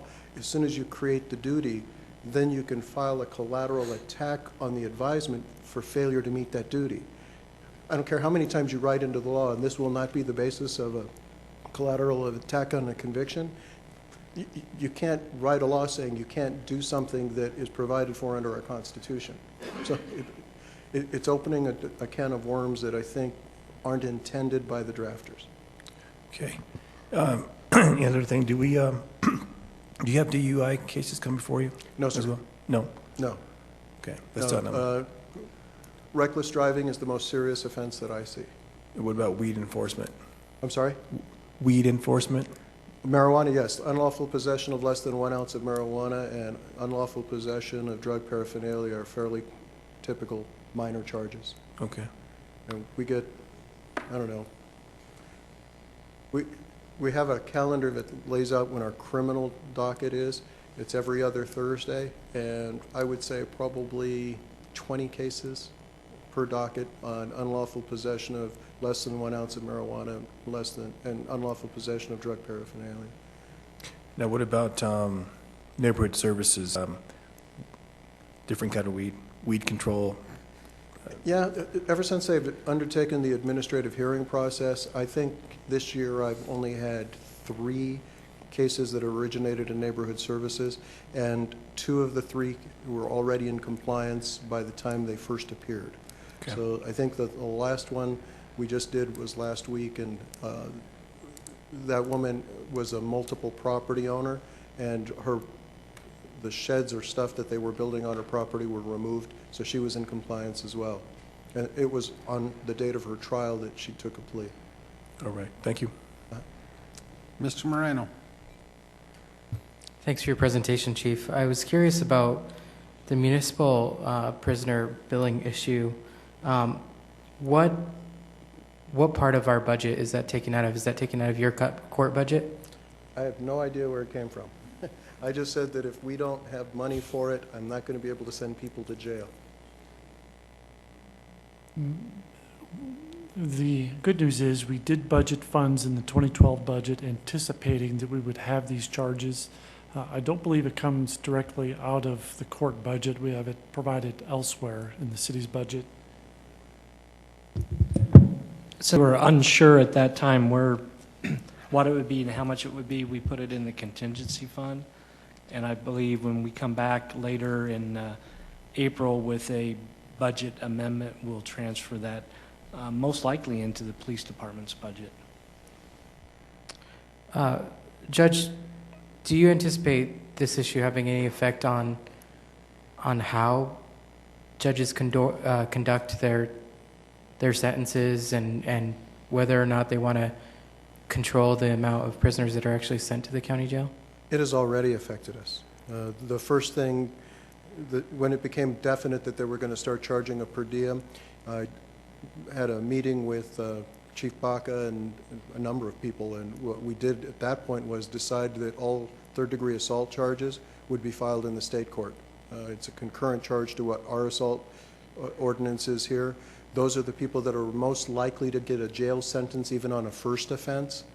I said, let's not play games here. Let's get those people into the state court system and let the county court judges deal with them so that we don't have to. Not so much deal with the people, but again, if you assault someone in my city, the odds are good I'm going to send you to jail for it. And so I didn't want to start having to pick which assaulters I was going to let out of jail. So that group as a whole got taken away. People with multiple theft convictions, I mean, we're talking people with 6, 7 shoplifts, I'm sending them to jail. I don't even think twice. The only question is going to be for how long, not if. Now I have to think about if I send this one for 60 days, then that's going to eliminate a bed for 2 months that I might need for somebody else. Yes, it's already affected what I've been doing, and I've been agonizing over it since August. Thank you. 4 is not enough for this city. Thank you. Judge, I understand how volatile this system is with the bed situation and everything else. I appreciate that you're taking the Class 3 and trying to get them to the state. What I would like to say is that if someone from this community does something wrong to the point of deserving to go to jail, please don't let money stop you from making that determination. Our citizens deserve to make sure that they know our court system is protecting them. Our residents need to know that if someone does something bad, they're going to have to pay the price for the wrongdoing. So I would like to tell you, please don't let money make a difference on whether a bad guy goes to jail or not. And I think with this council and our city management, that we can help fight that fight. And if you find ways to circumvent that, which you already have through the Class 3 felony stuff, continue to do that. But if someone needs to go, don't let the money thing be an issue to you. Thank you. I think appreciate that. that's one of the most important things in our community, is to make sure that our residents are safe. And if they deserve to go to jail, and that's your determination, we'll have to worry about the money side of it. You worry about keeping them off the streets. Thank you. Appreciate that. Absolutely. I thank you for your presentation. Good to see you. Thank you.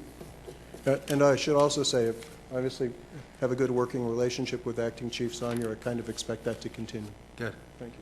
Thank you. Next item on the agenda is the city annexation policy discussion. And Jim and Chris are going to tag team this, I guess. Go right ahead.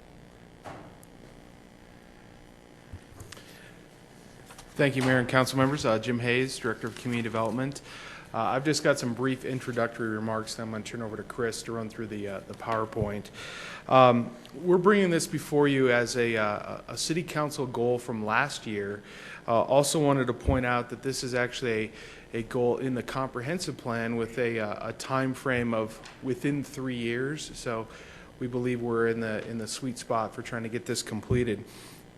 This is also a result of some recent requests from City Council regarding some specific requests for discussing annexation and how it's been affected by some of the decisions that have been going on in the county. And so we wanted to bring this before you tonight and get some specific direction on some options of how to proceed. We don't have anything specific tonight that would say how we should proceed, but really want to get your feedback on some of these options. Our plan after the discussion tonight then would be to put some more staff time into a policy and come back probably within the next 90 days or so, depending on how long it would take us to put that stuff together. So with that, I'll turn over to Chris to run through the presentation. Thanks. Thank you, Mr. Hayes. Mr. Mayor and members of council, I appreciate you being here tonight. This is the discussion that we are going to, as Jim mentioned, the discussion regarding a potential annexation policy and some possible directions we might start heading down. As a little bit of context for our conversation, why are we here? And Mr. Hayes alluded to the fact that we've had some recent issues that have brought this particular category of issues into focus. There's been discussion, certainly at a council and staff level, for a number of years about when do we annex and when do we not annex as a city. And there's a whole variety of topics underneath that overall question. And then again, this was brought into focus recently. You might recall some of these. It's like a greatest hits list of controversial issues: the medical waste facility, some oil and gas wells, residential enclaves that may or may not be annexed. One of the aspects of all of those cases was that there was some call for potential annexation, and currently we don't have set criteria that help council or staff decide when we do and when we do not annex things, annex properties. So that's why we're here. As a little bit of background, this is a little brief sort of intro course into annexation. Annexation is a process authorized through state statute in 1965, and as a result, our municipal code corresponds with that state statute, and it outlines a set procedure and criteria for approving annexations. In general, from a broad perspective, annexation is a discretionary process. The city is able to decide whether or not it wants to annex, and it's not obligated to annex certain things in certain areas. It's a discretionary item. And finally, obviously, a majority vote is required to actually annex things. There are some petition alternatives that have never really come out in Commerce City. So for the most part, it's been a property-by-property exercise. The criteria that the state lays out, these are in broad terms as well. They get more specific. The biggest one that you probably will hear about is the 1/6 contiguity requirement. In addition to being somewhat difficult to pronounce, it also is sometimes the most difficult to meet from a surveying perspective, because you have to actually get into the legal descriptions and measure adjacency for these properties. And so if we have a property that's sort of, I guess you would say, in the middle of nowhere from a city and corporation perspective, sometimes it's difficult for us to go out and grab it if it's not connected to our existing jurisdiction somehow. These others basically talk about the criteria, and they're a little bit more policy-oriented and less numerically oriented. Is there a shared interest between the community and the property? Is it an urban, or is it going to be urbanized in the near future? And that's why often we will do zonings in connection with an annexation to ensure that at least the proposed use is going to be urban. And the area sought to be annexed is integrated or is capable of being integrated into the city, which is obviously has a lot to do with services, road construction, water, sewer, etc. This shows the a map showing sort of our current boundaries.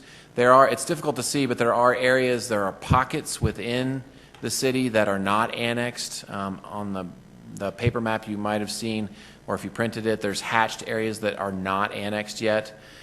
So this blue line doesn't mean everything inside the blue line is annexed, but it certainly shows the extent of city annexation or city incorporation.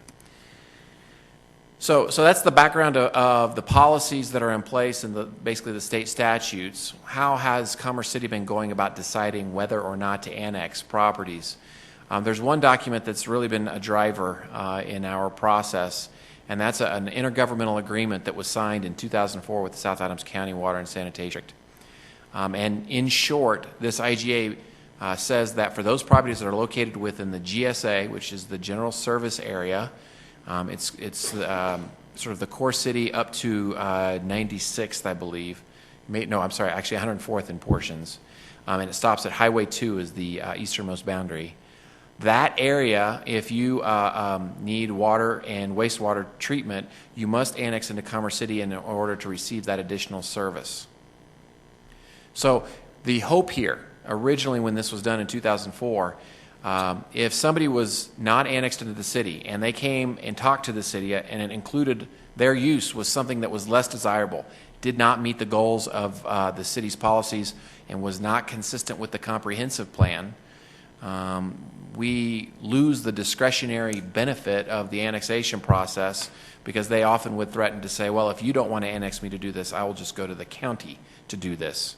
Well, the idea was that if the water and sanitary sewer were not provided vis-a-vis the county, then they would sort of be forced to talk to the city and think about what the city's goals are for future development. Unfortunately, I'm not sure if the water district or staff would feel that it's maybe played out exactly like that in every case, and so it's resulted in a few challenges. I don't mean legal challenges, but challenges to staff to execute with this IGA every now and then.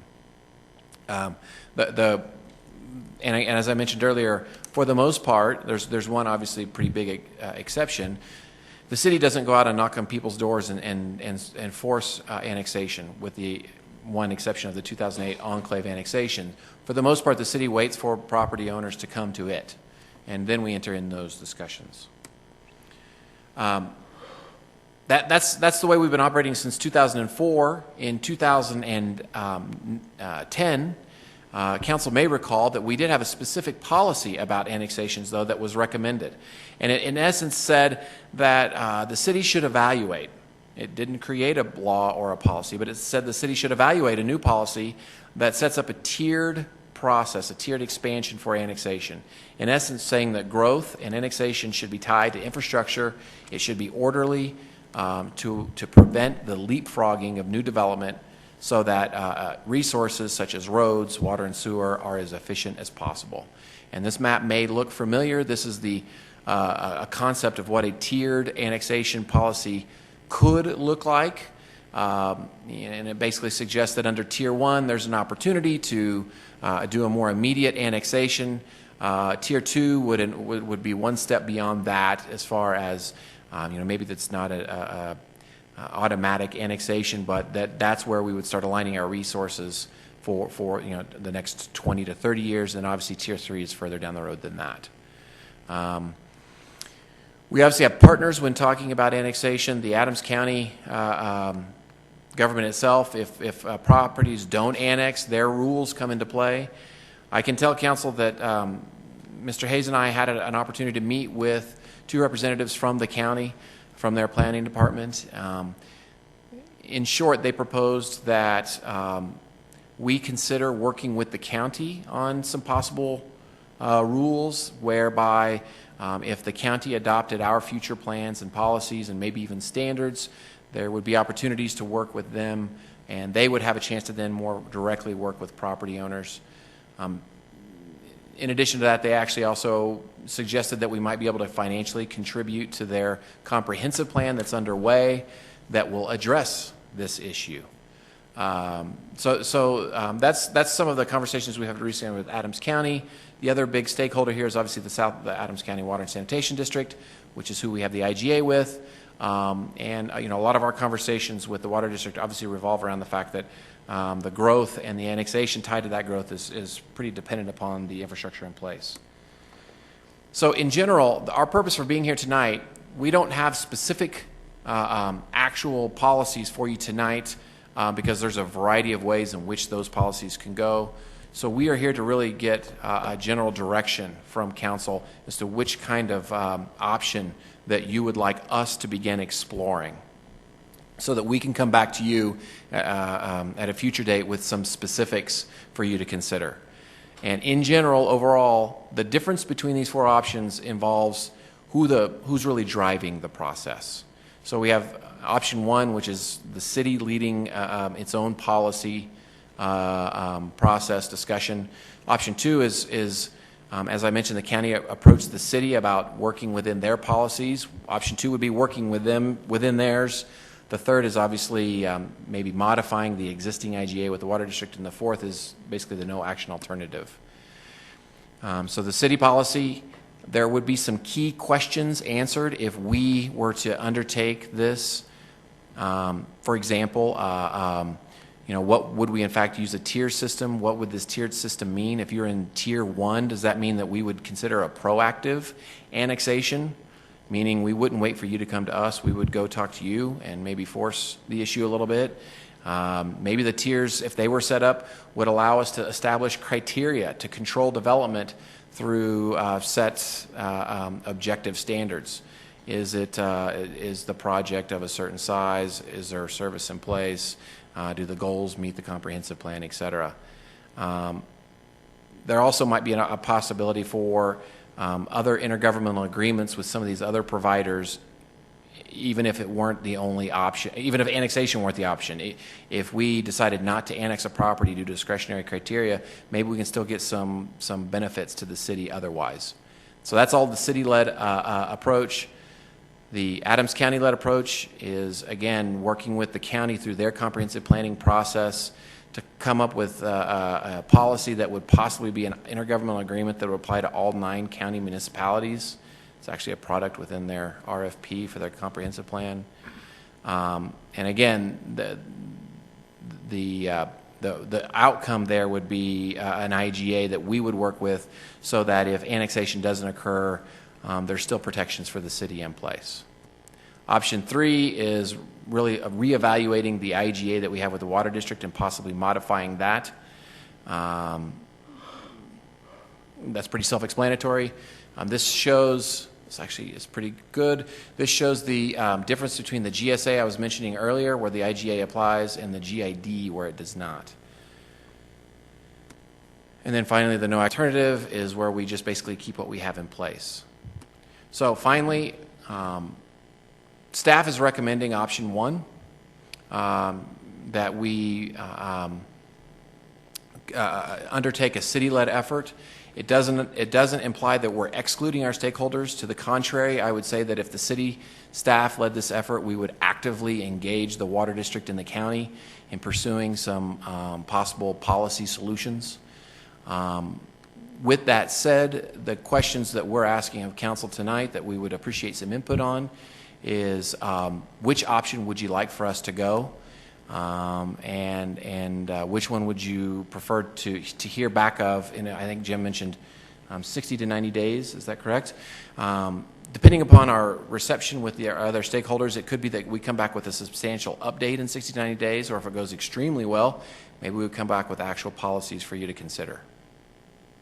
So with that said, I will go ahead and open it up for questions. Mr. Douglas.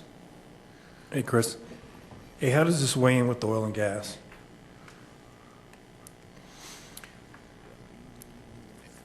In regards to what exactly?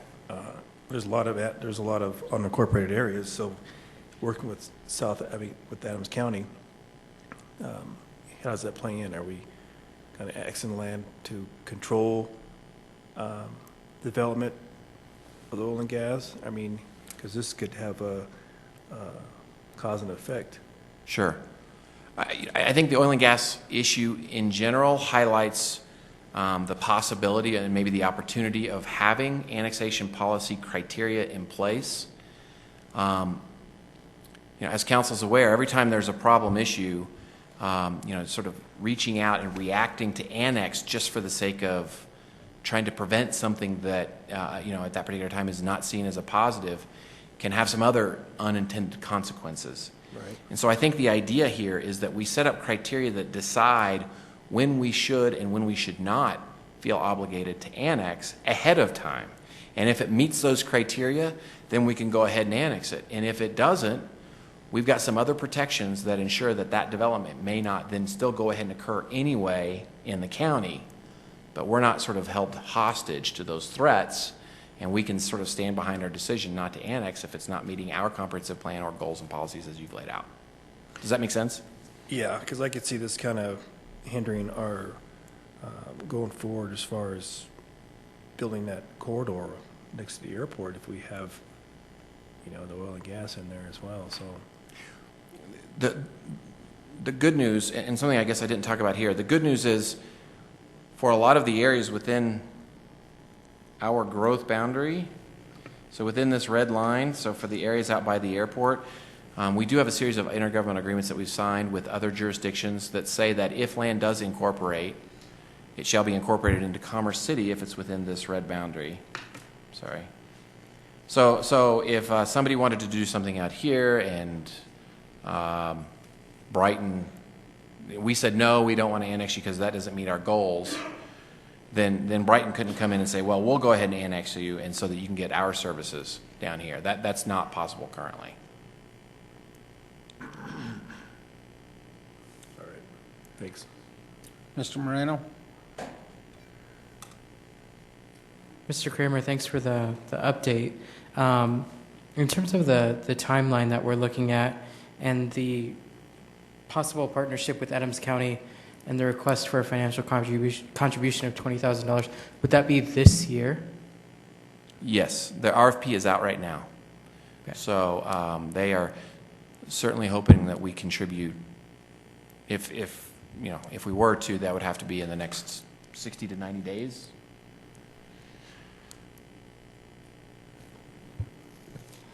And just one additional comment about that. We had quite a bit of discussion about that earlier. We're not sure what our recommendation on that would be. We can see where it'd have some merit to participate in the study. However, we're not here tonight with a proper recommendation on whether we should participate in Adams County's comprehensive plan financially or not. Okay. Thank you. And Mr. Kramer, how does metropolitan planning organizations like DRCOG affect our annexation decisions? I would say in a couple of ways. DRCOG has two big influences. The first is they have the Metro Vision Plan in place for the entire metro area, and it outlines basically growth on where it should occur and what kinds it should occur. And their hammer, if you will, for trying to get communities to adhere to that is one, through a voluntary Mile High Compact, and two is going to be through assigning points to a community when they apply for a TIP funding. That's their hammer. The second way in which DRCOG affects our annexation is going to be through their urban growth boundary, UGB process. In essence, every community is allocated a certain share of potential future growth for the metropolitan organization, for the metropolitan area, that if you add it all together, it equals what the Metro Vision 2035 plan calls for. The good news for us, in my opinion, is we have a tremendous amount of undeveloped potential growth area, growth boundary sort of waiting for this growth. all the way, basically, and this is a little, kind of smooth, I think, on our part in the comprehensive plan. Our Tier 2, and this is a potential map. It's not the actual policy, but there was some thought put into it. Tier 2 corresponds roughly to the DRCOG urban growth boundary. So that means then that we wouldn't be limited by DRCOG on annexing what's in Tier 2. That would probably, the only limitations left would be through infrastructure, water, sewer, roadways. Does that make sense? Yes. Those documents aren't legally binding, though. Is that correct? That is correct. Yeah, they try. DRCOG attempts to foster partnerships by rewarding those communities who adhere to its plans by giving you extra credit when you're applying for transportation dollars. We traditionally have not gone through that TIP process as much as other communities, but we have nonetheless, despite that, we have attempted to,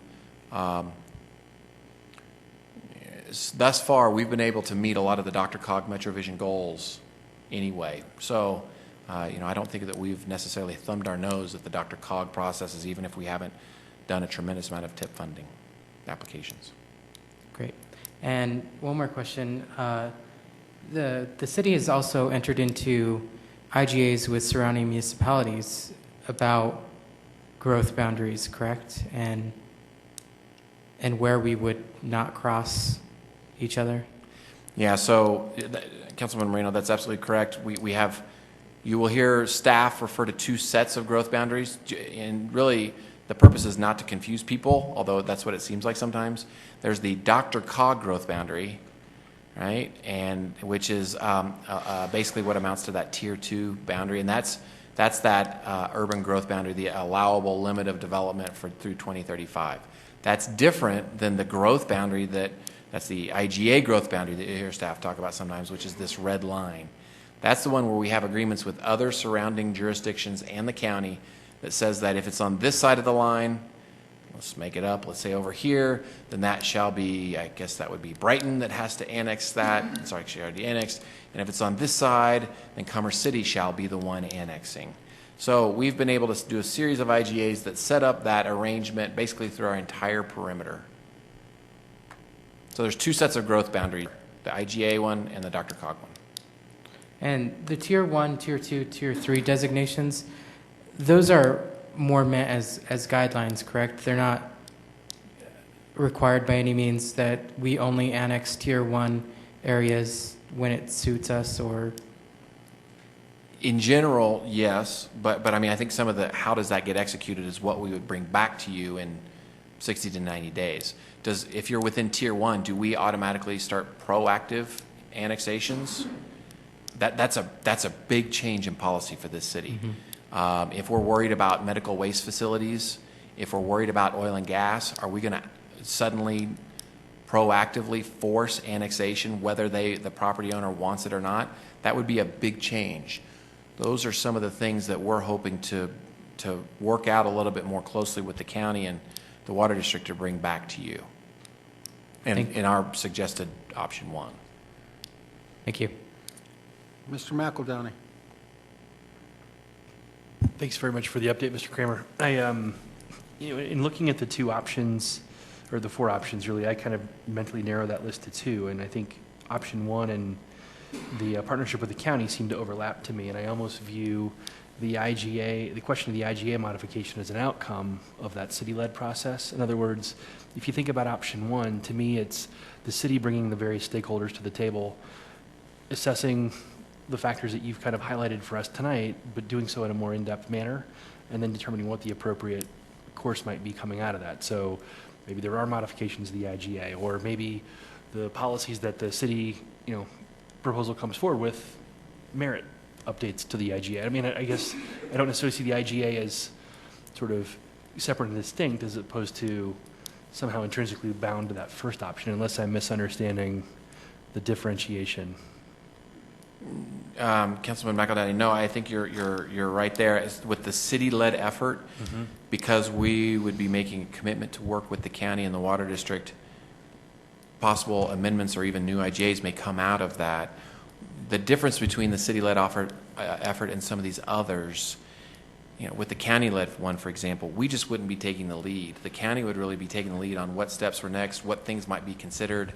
We would try and influence that and negotiate that, but it's not our process to manage.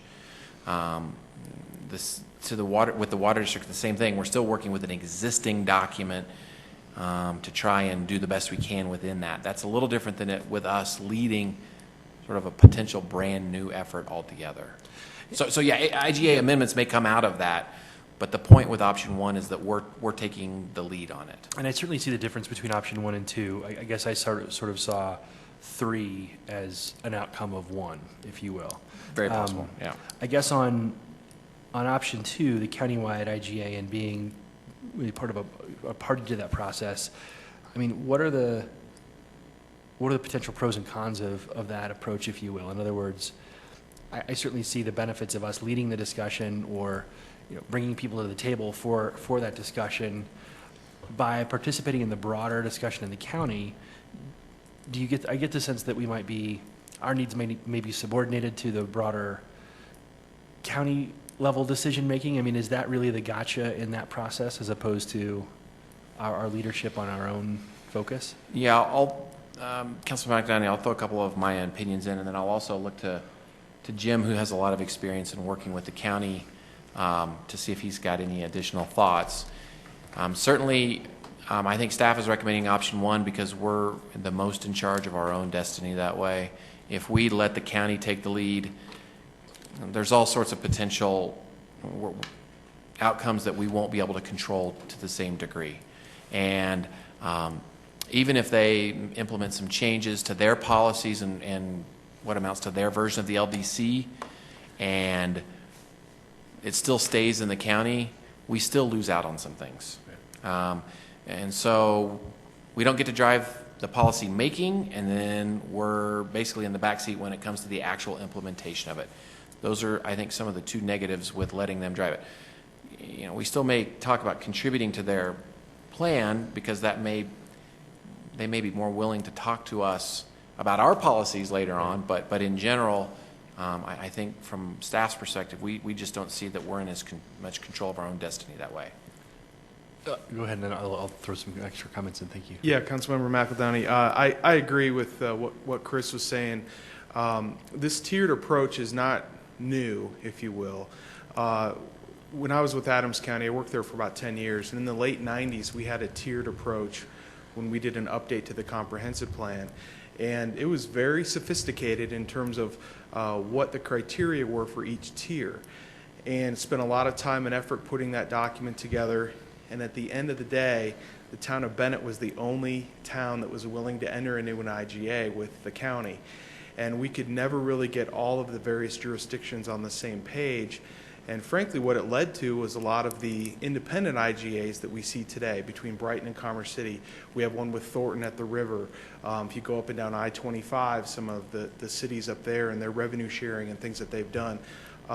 So I think it was good. It started the discussion, but definitely getting all of the cities in the county to agree is very challenging.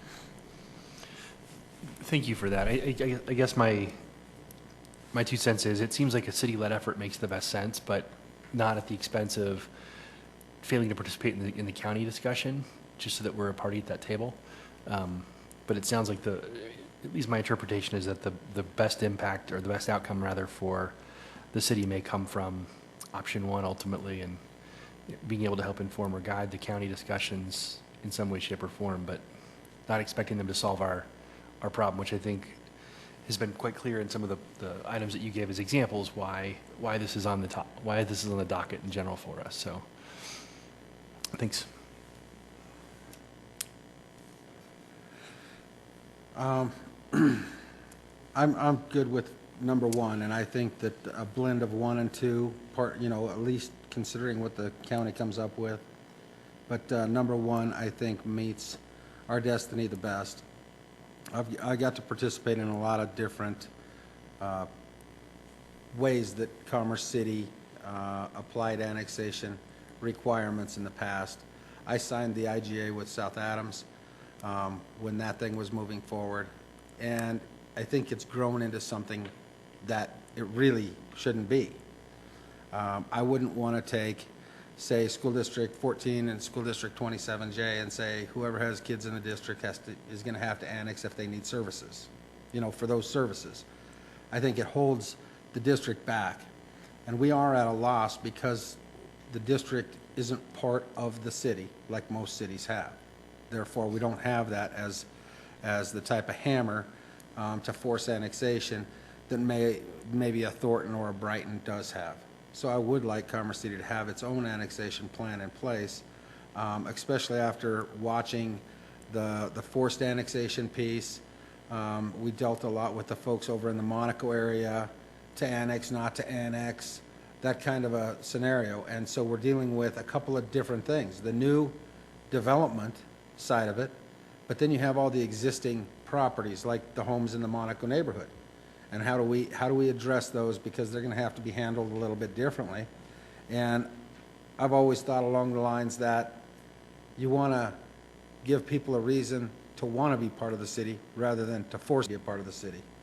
And we, on previous councils, we talked about the Monaco neighborhood. If 51% of that neighborhood comes together and wants to be annexed, then we could consider it. And that was that council at that time's scenario on annexation. But I really think Commerce City needs to have its own annexation policies in place to move forward. Working on being a member of the board, the Board of Adjustment for Adams County. I get to talk to Avel a lot. And they have some frustrations. Commerce City wants us to adhere to their development standards, but they don't want to annex, and it has to do with a lot of those homes in the Monaco area. And I really think that just some good relationship building between Commerce City's planning department and Adams County's planning department is going to go a long ways. And I think including them in our discussions on how we move forward with an annexation plan makes sense. And you also, I think, need to include South Adams into that. There's some properties, we have an IGA with Brighton to do revenue sharing along 120th. There are some properties over there, I know one of them in particular at 120th and Chambers. I know there are some people for Brighton wanting to develop that site. If, based on our IGA with South Adams, they couldn't develop that site currently. But if we allow them to develop that site, we get 50% of the revenue. Why would we not want them to develop that site? So I think there are pieces of our current annexation policy that can hurt us and help us, and also put us in a tight position. I know South Adams had legal counsel give an opinion on the IGA, and if the city could use them to force annexation, and that legal opinion was no, because one entity can't force another entity by basis of services to force annexation. That was their determination, not mine, to make that clear. So I do think it does cause a rub with the South Adams, the current process. I think it causes a rub with the county, and I really think there needs to be some, Commerce City needs to have its own policy in place. And I think the best way to move forward with annexation, especially of existing developed properties, is to show them a benefit to moving into the city. Right now, I know that a benefit to those homes are the free trash pickup.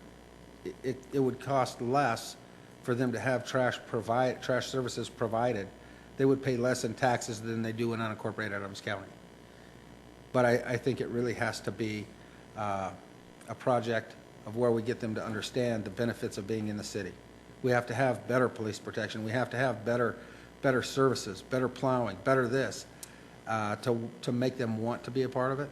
But I do think the city needs to have its own. So I will support number one moving forward. Mr. Benson. Did you have something? Thank you, Mr. Kramer. I would agree that number one, the option one, should be our best option. And I know you've said it would be a completely different, it would be a big change for us to take a proactive approach. It seems like we've been faced with a number of threats, such as the medical waste disposal facility. I would look at that as a threat. We certainly tried our best to stop that, but we couldn't because it was outside the oil and gas, fracking. We have no control over that first well.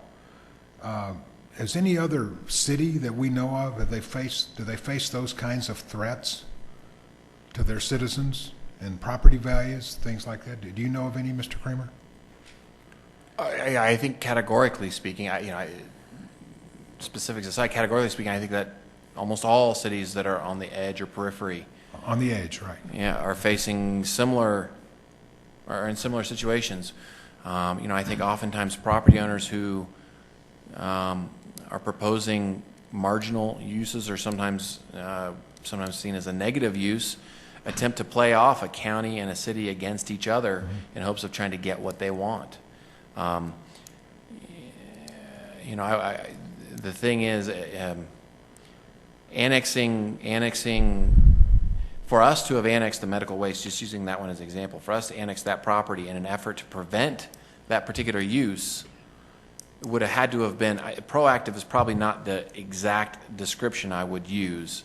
It would be a unilateral annexation. The property owner would not have agreed to it. We would have had to force it on them. Right? That's different than just sort of being proactive and getting out there and deciding which ones we want to annex. That's forcing the issue, all in an effort to prevent a land use that doesn't meet our comprehensive plan or has some other negatives associated with it. I think the idea with this approach is what can we do ahead of time and work out some agreements with the county or with the water district that allows us to not, maybe the solution is that they don't allow those, and so that we're not forced to annex them just as a threat to prevent a land use we don't want. Right. That's one potential outcome of this. Well, see, I wrote down about 4 criteria for annexation. 1, the need to have control over what happens. 2, for the purpose of eliminating enclaves, and boy, we have a lot of them. I mean, I keep looking at that enclave out between Chambers and Highway 2 and 104th and 96 is probably, what is that, about a half a square mile? Somebody could start drilling in there at any time as long as they were able to get the permit, but that's not in the city. We don't have any control over that, but it's an enclave and it meets the double standard. It could cause a problem. And for the purposes of SAC, WSD providing them water, and I guess the issue that we've discussed with her to the Monaco and Irondale and those neighborhoods, how much is it going to cost to provide city services? I think that's a consideration also, because I think we figured out it was going to cost $800 a house to annex Monaco to the city. But I think that approach is good. Maybe some combination of option 1 and working with the county to try to get them to disallow certain uses without us having to annex to do it. I think that's a good idea. What do you, how workable is that? Are we going to get cooperation on that? That is a great question. I certainly hope so. I think Mayor Ford is correct. I think there's got to be some ongoing dialogue with the county. In some ways, I think it's better than it's been in the past, and I guess I'm also hopeful that with Director Hayes' experience in Adams County that we'll be able to maybe establish some relationships there that may not have been there in the past. And I guess you point out proactive annexation where we go out and ask somebody do they want to be annexed, and then there's forced annexation where we have to surround them for 3 years at least. What percentage do we have to surround them? All the way. All the way. Surround them all the way around. For 3 years, and we have an absolute right, pursuant to the law, to do that. And, a couple of years ago, I'd been on the council about 1.5 years, and we annexed 1,200 acres out there west of Highway 2. And I'm not sure that I completely understood what our reasoning was there. There were only about 300 buildings, so obviously the city, the provision of services wasn't that big a thing, but to me, I don't know that we had the right to do it. I know there was a big protest about it being a forced annexation, but it seems to me like some of these other areas, some of these other enclaves deserve to be annexed more than that property did, but we pushed that through with 2 hearings or 2 meetings where we had public input. So I was a little new at this back then, and I just thought, well, this is the way we're doing things. You know, we completely surround somebody, we're going to go in and annex them. 1,200 acres. These other little enclaves really amount to nothing. But anyway, I guess that's something to be worked out. But when we have the absolute right to annex without any resistance, just go accordance with the statute, it requires 30 days notice, Mr. Gaylor? Is that it, under the statute? Yeah, it actually would be more notice than that because you'd have the requirement of 2 readings of an ordinance. Right. Then you have a public hearing process. So the notice itself, though, would be like 30 days for the first reading. Then you'd have a public hearing on it with the first reading. And it would just be a matter of our calendar and how fast we want to do it. That's true. So. But those are the ones we ought to look at first. We have several of them that could be annexed within the next 2 months. And I don't know how anybody could question us wanting to close up those enclaves, make ourselves a solid city rather than just a checkerboard or a piece of Swiss cheese. I mean, look at Monaco. It does look like a bad piece of Swiss cheese.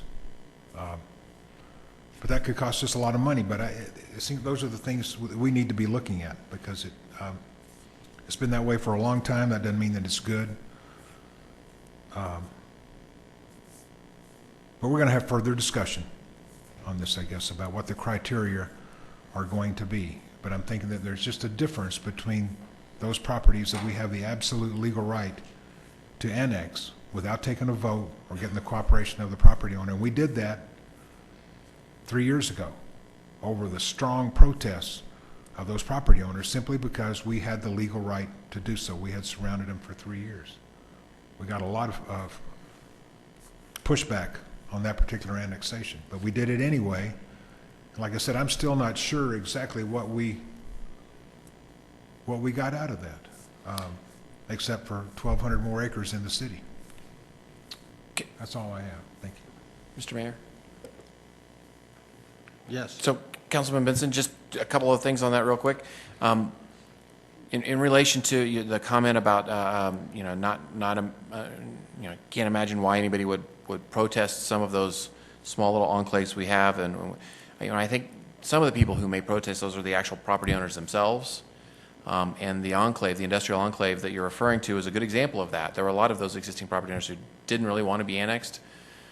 But whether we choose to annex them or not annex them, having policies in place will help justify that decision so it doesn't seem as random or arbitrary. So, I think having these policies, having some policy in place to help guide your decisions about whether or not you want to do the discretionary act of annexation will help in either case, whether we end up annexing land or not annexing land. Does it cost us more money than we make? Is it a lot of the factors that you're describing, Councilman Benson, could be then put into that policy, and then whatever council decides to do later on in regards to those annexations will be sort of infinitely more justifiable and more predictable, which I think most property owners and businesses certainly like to have as predictability.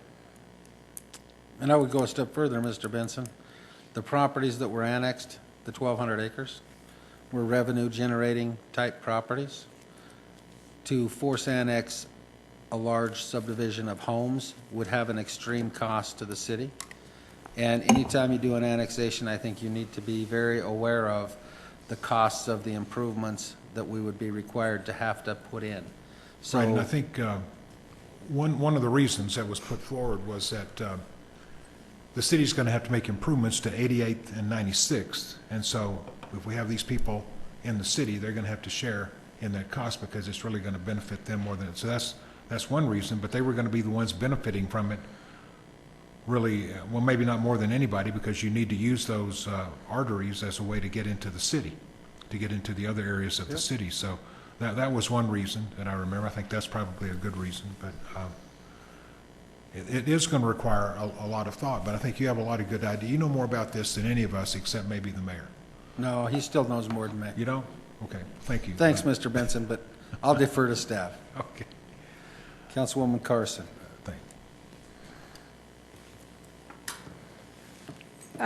Chris, thank you.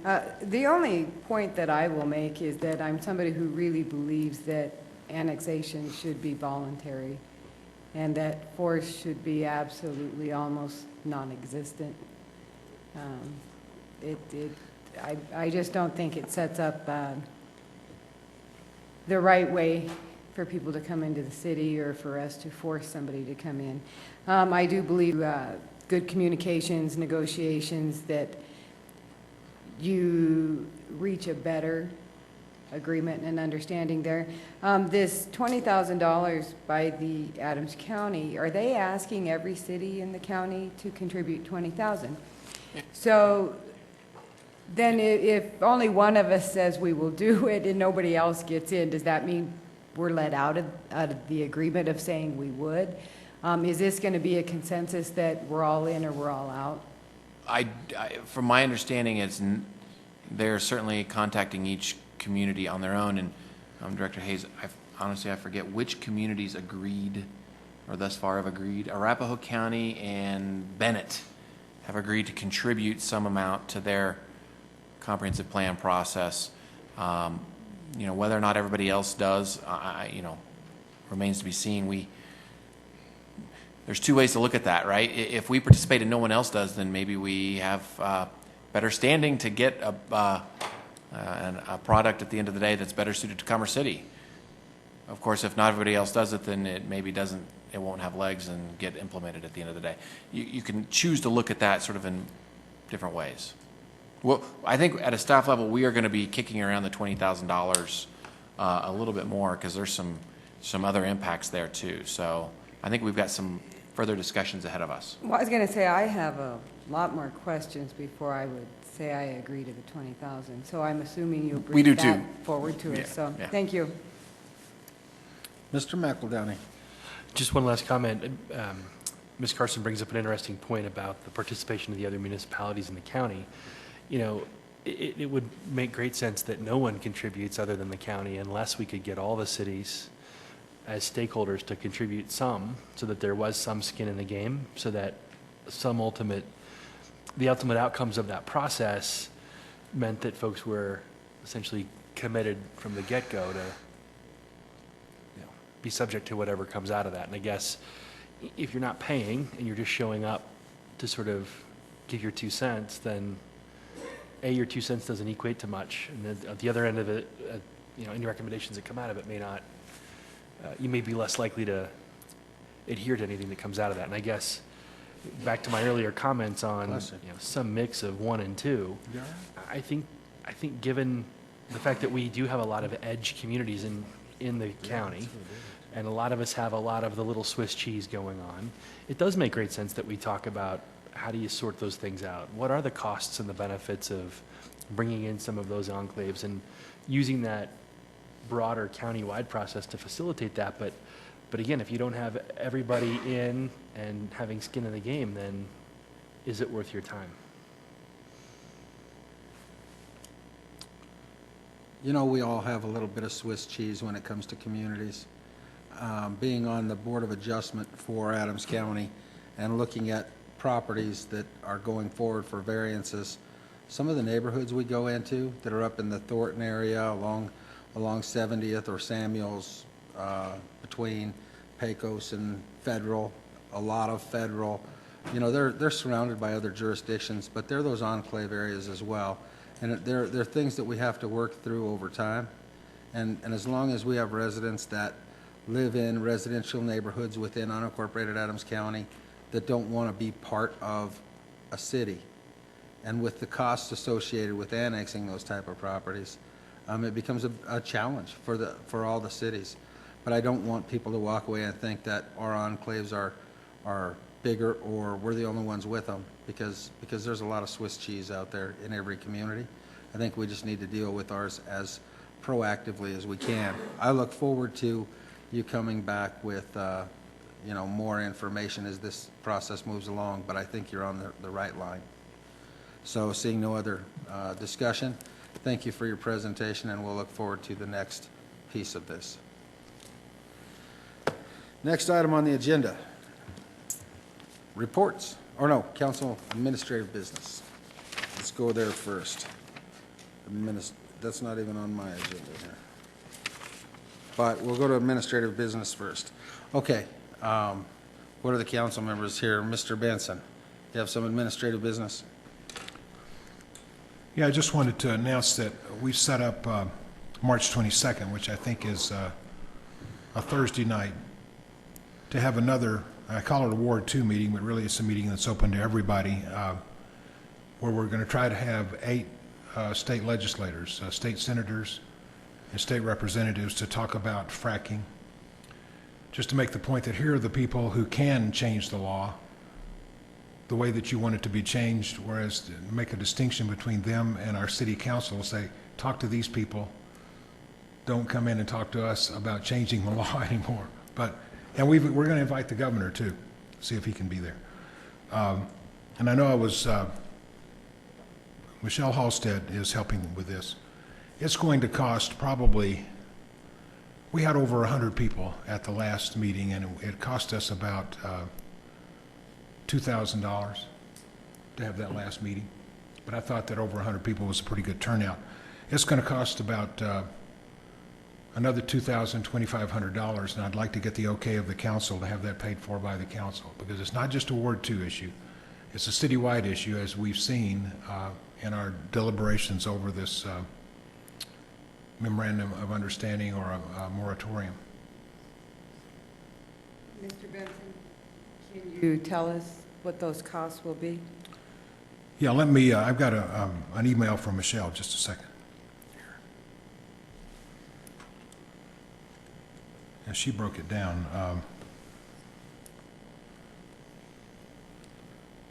Let's see.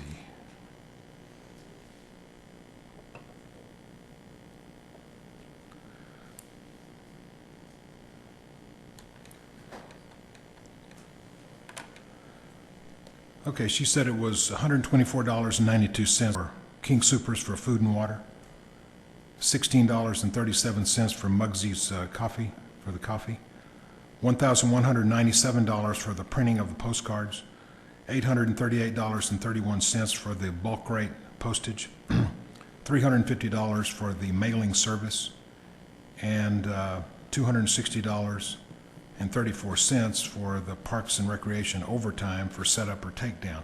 I think we probably could avoid that because I'll go over there and set it up and take it down. So the mailings are your ward? Is that correct? Yeah. Because you said this was greater than your ward? Right. If you want to mail it to everybody. So we could save $2,000 if we didn't do the mailings? Because I think everybody out there is very in tune to this issue now.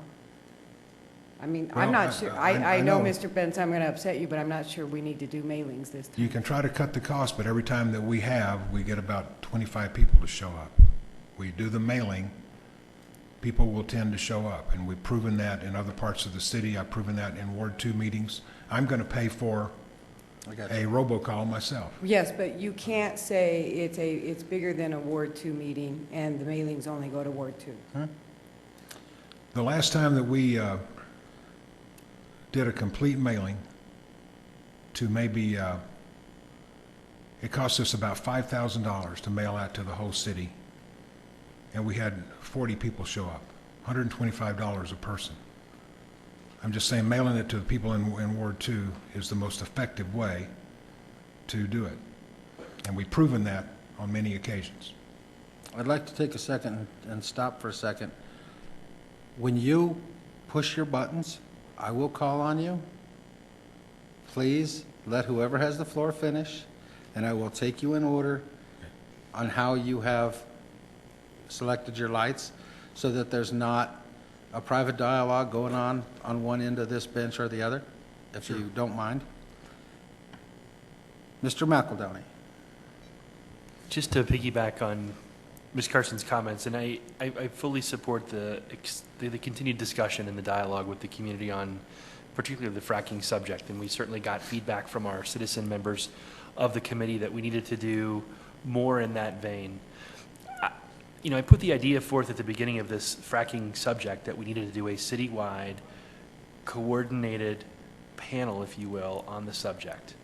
Rather than do that, we've gone forward with the ward meeting concept, and now, Jim, you want to do another ward meeting. And I guess my concern is we can't say that it's a citywide thing and call it only a Ward 2 meeting and only have you define the agenda and the participants and the date and time, and yet spend what would now be $4,000 on these updates in a very short amount of time.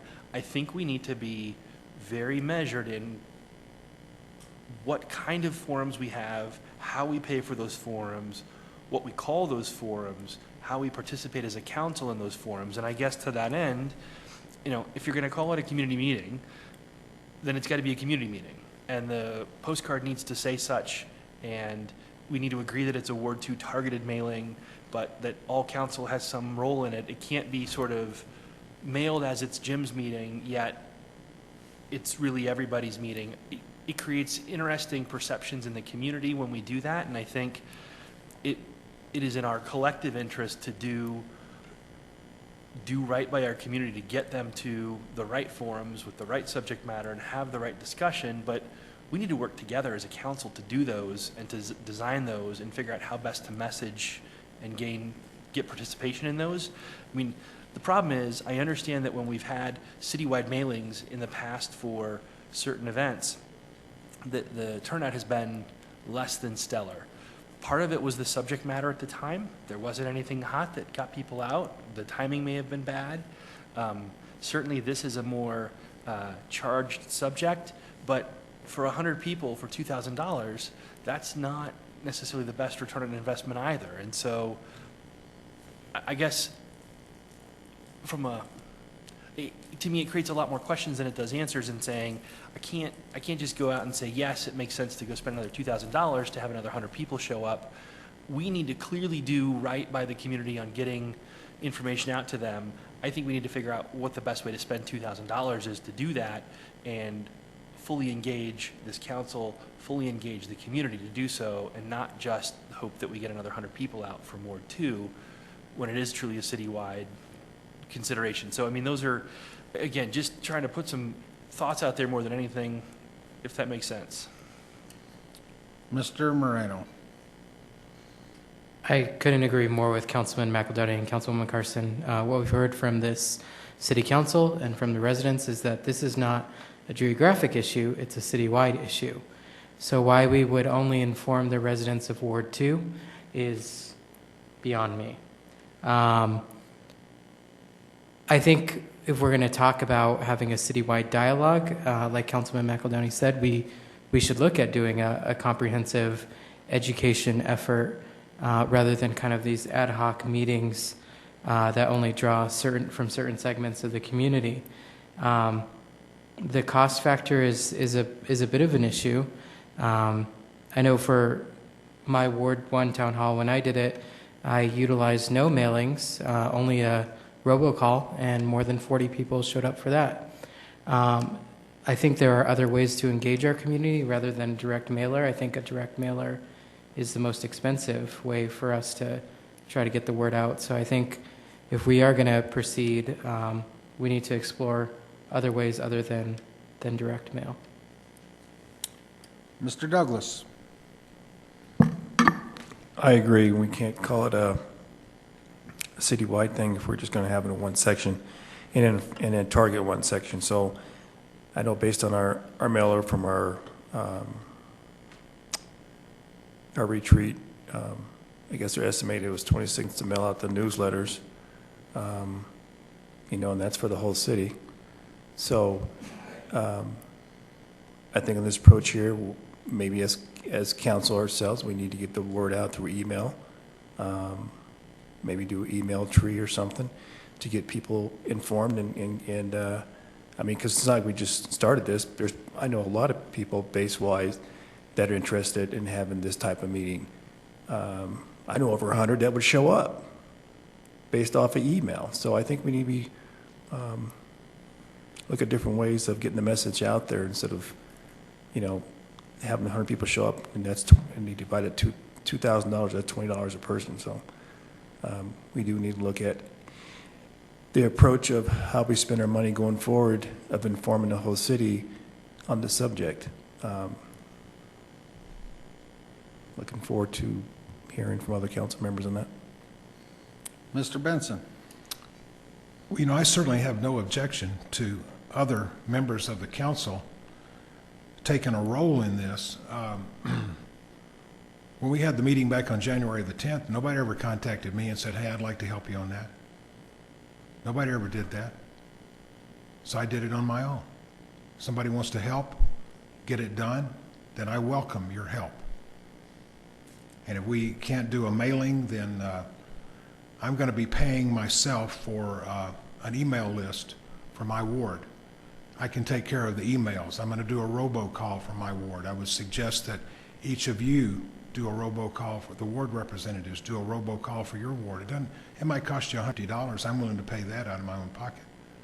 But say we eliminate the direct mail, which I think direct mail has done a lot of good where I live. It hasn't done a lot of good if you send out something citywide. Like I said, we sent out thousands of direct mail cards, and we got 40 people to show up at that Fimig Elementary. Were you there, Mr. McEldowney? I was, and it was also horrible weather that night, so you've got to take that into consideration when we use that as an example. I said it was horrible weather that night, so you do need to take into consideration. No, it was a sunny day. The Timig Elementary living, or maybe I'm thinking of, no. No, it was a sunny day in the afternoon. I'm thinking of Turnberry. My apologies. It was a sunny day in the afternoon, yeah. But can I just ask for suggestions from those on the council that are suggesting something different? That's great. I'll watch for the lights to appear, and they can have the dialogue with you, Mr. Benson. All right. Okay? Mr. McEldowney? I'll go back to my statement when I first made it in December, and I made it before the meeting that you hosted at Landmark. This is a subject that's larger than the ward. And my original suggestion was that we have a comprehensive approach to community engagement on the subject. We got feedback from the committee some weeks ago that said we need to do more and better in terms of education and outreach. Mm-hmm. We can't just put a date on the calendar and decide to have a meeting on fracking. We've had weeks of discussion. There was obviously a very charged discussion when I was absent on the subject of the moratorium. The community has an interest in determining what the city's going to do on this subject. It's not just wanting broad education about the subject. It's certainly important to have that tie-in. I think we need to consider where we're at as a council on policy making, decision making, and ensure that whatever community meeting we have has a tie-in to the work that's been done by the committee, the work that's being done in the background by staff and industry and our citizens, that puts us into a position where we've got something to talk about that says, here is the subject of fracking, here is the work that your community's been doing, this is the status of that effort, here's where we're going next, and be able to use the possibility of having these people in the same place to gain feedback on those policies or proposed policies. But we need to do it. We need to be smart about why we're bringing people together, what we hope to get out of it, and how does it feed into the overall effort that we've got in motion. And so I guess I would just look for, I love the idea of doing a meeting, but I'd rather hear you come forward and say, I think we need to get people together. What do you think would make sense? As opposed to, we're going to do a meeting on fracking in Ward 2. Because it seems to me to be counter to all the other stuff that's been happening. It doesn't show a unified council, it doesn't show a unified city, it shows a one-off meeting around the subject, and there's no formal tie-in to all the other work that's been going on. So, I guess that's my recommendation is let's think about what needs to happen in terms of community engagement on the subject. When does it make best sense to have that? When would we have appropriate preparation time? Because if I'm not mistaken, if we do it the week you're suggesting, everybody will have been out of town for NLC. We haven't, or won't have had a chance necessarily to regroup on the subject itself, so prepping for an agenda would have been difficult. I don't know, I'm looking for other input, to see if I'm on my own on this thinking. Mr. Benson. Well, you know, I believe that we put your idea about getting citizens together to talk about these things. We did that with our committee. And I think you did a great job of facilitating that committee, but it didn't work. It turned into a big argument going back and forth between the citizens and the industry representatives. At least that was my perception of it, and that's one of the reasons why we decided to disband that committee at our last meeting. Yeah, I'm sorry, I'll let you finish. I'm sorry? I'll let you finish, I'm sorry. I started to jump in rudely, and I apologize. Whoa, I didn't hear that. Jim, go ahead and finish. Okay.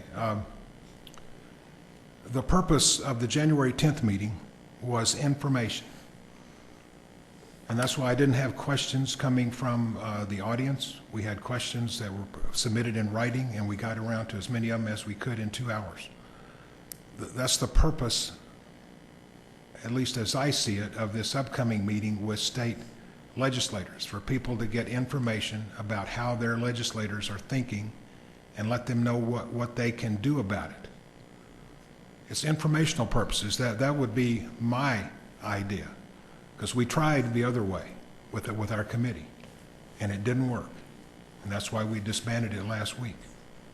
But if you don't think March 22nd is a good time, that's a week after we get back from NLC, some of us.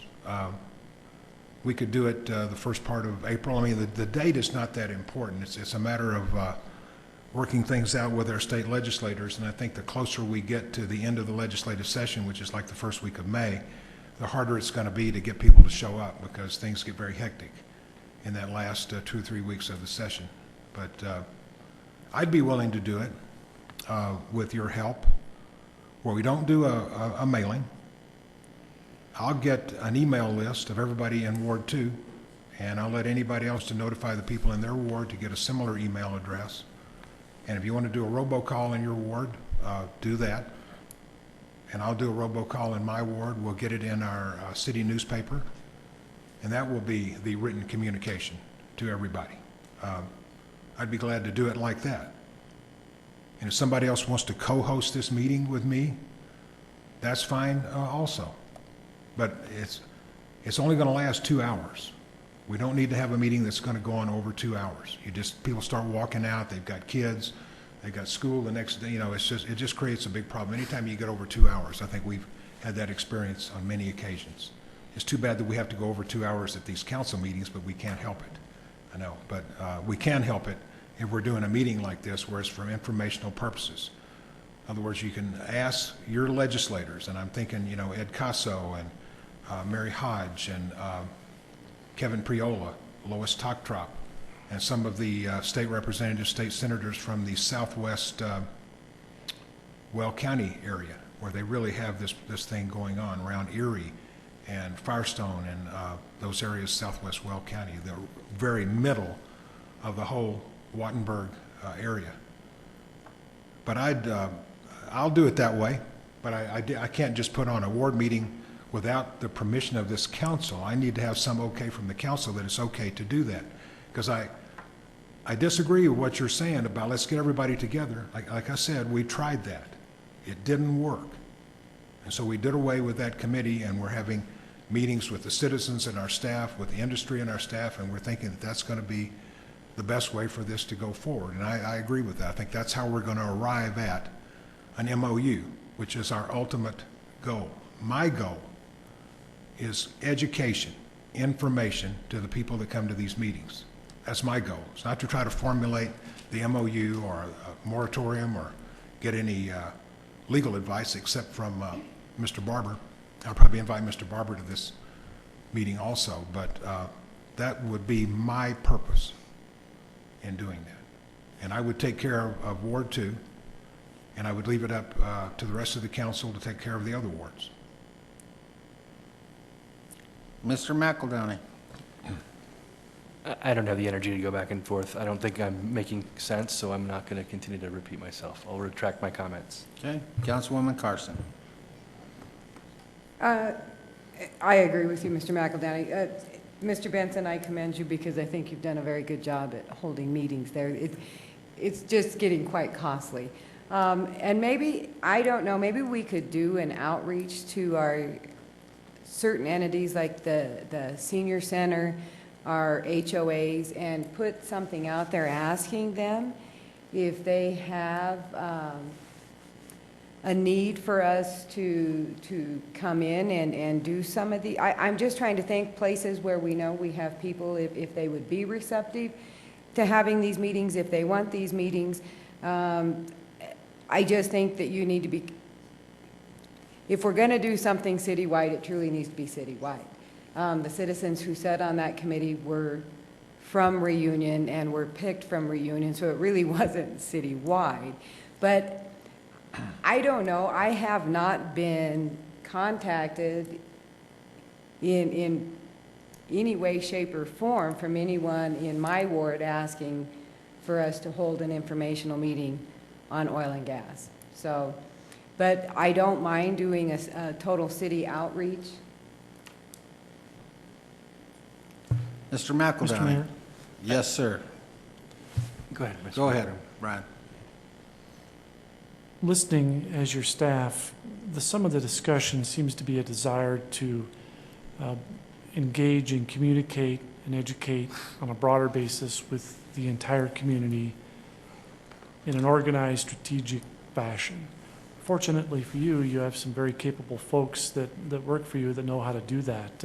Michelle Halstead has some ideas that we'd like to bring back to you. We think we can do it in short order. We understand time is of the essence on this issue. Part of the job will be yours to help us craft what the message back to the community is.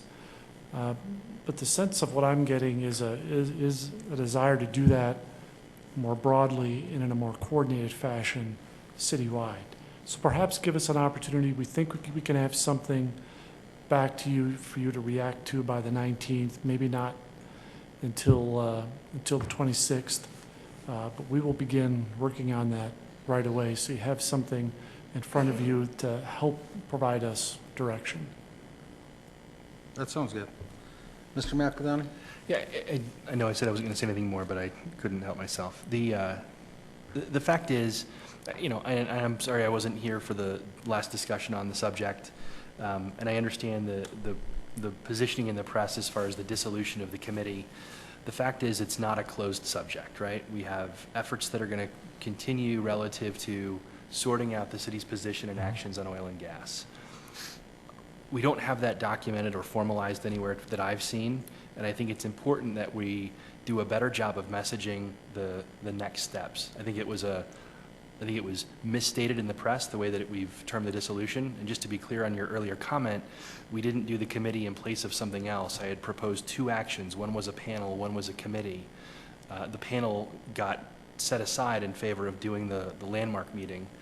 We had clear feedback through our list of what would be success factors through the committee, and I believe you were present that night, I think. And one of the things that was quite clear was how we educate the community on this subject. So I guess my point to all of this is we need to take pause, have, whether it's in a study session or otherwise, a consensus of this council on what the actions will be taken by staff and council on the subject of oil and gas, map that out so that the community is aware of it. One of the things that had been talked about in one of the last committee meetings was the fact that as we get to a point where we've got some measure of proposals in hand, whether they be modifications to the land development code, proposed MOU content or otherwise, that those merit sort of a roadshow, if you will, kind of like we've done with the comp plan in the past or other significant changes to public policy. And so that, I guess what I'm saying is I love the idea of having our state officials talk to our community. It's also great press time for them, so it would be great if they wanted to ante in to help with notification. But we need to do that sort of in the context of an overall oil and gas strategy in this community. as Ms. Carson says, we're not getting knocked over by people citywide on this subject. It's localized to people that see the pump jacks outside their bedroom windows right now. The minute we have a pump jack sitting next to any of these other neighborhoods, well, they're going to be as fired up as everybody else. So yes, there is an urgency for us to make sure that we get this sorted out and we take good care of our community. I guess I just want to see us do it in an orderly and smart way, spend our money wisely and our staff time wisely on how we bring the community together on this subject. So if we want to do a meeting on the 22nd and bring a bunch of folks from the State House down to talk about it, great. I still think we have a broader issue, and it seems like that's not yet sorted out. So that's my 2 cents, and now I will stand down. Mr. Benson, are you done? Are you take your light off? No. Well, you know, there's no doubt that it's a very broad issue. I'm just trying to address one part of it, not solve the whole problem. I'm trying to educate people like we did on January the 10th. Here's what the law is. That's the message from January the 10th. The message in the next meeting, whether it's March 22nd or whenever, is that here are your state legislators. It's your chance to find out how they feel about this issue, how they would vote on a particular bill that might come up before them that might affect the process of fracking, or what they suggest for that. That would be the only narrow purpose. These meetings are only going to last 2 hours. I think a meeting that addressed everything might last 2 or 3 days. I mean, there's certainly enough subject matter to last 2 or 3 days, but that's the only, and again, this is what I'm offering to do. All I need is the permission of the council to set up a meeting. I'll pay for the emailing. I'll pay for the robocalls. We won't do any mailing. We'll put an ad in the city paper. I'll pay for $125 worth of cookies and water. Might not get the coffee from Mugsy's, but maybe so. But we can say, and I'll help put up the chairs. We don't need to spend $260 on park and recreation overtime. That's all I'm asking to do. Whether it's the 22nd or you want to have it some other day, the date is not that critical. I want to get people information. And that's what we did on January the 10th. I want to do it again by getting them to be able to talk to their legislators who can change the law, which seems like what the citizens have wanted us to do for the past 2 months. Let's change state law. Well, we can't do that. Here's the people who can have some effect on that. Anyway, I'd just like to, do I have the council's approval to go ahead with something like that, or do I not? So it really boils down to that. Okay. Mr. McEldowney.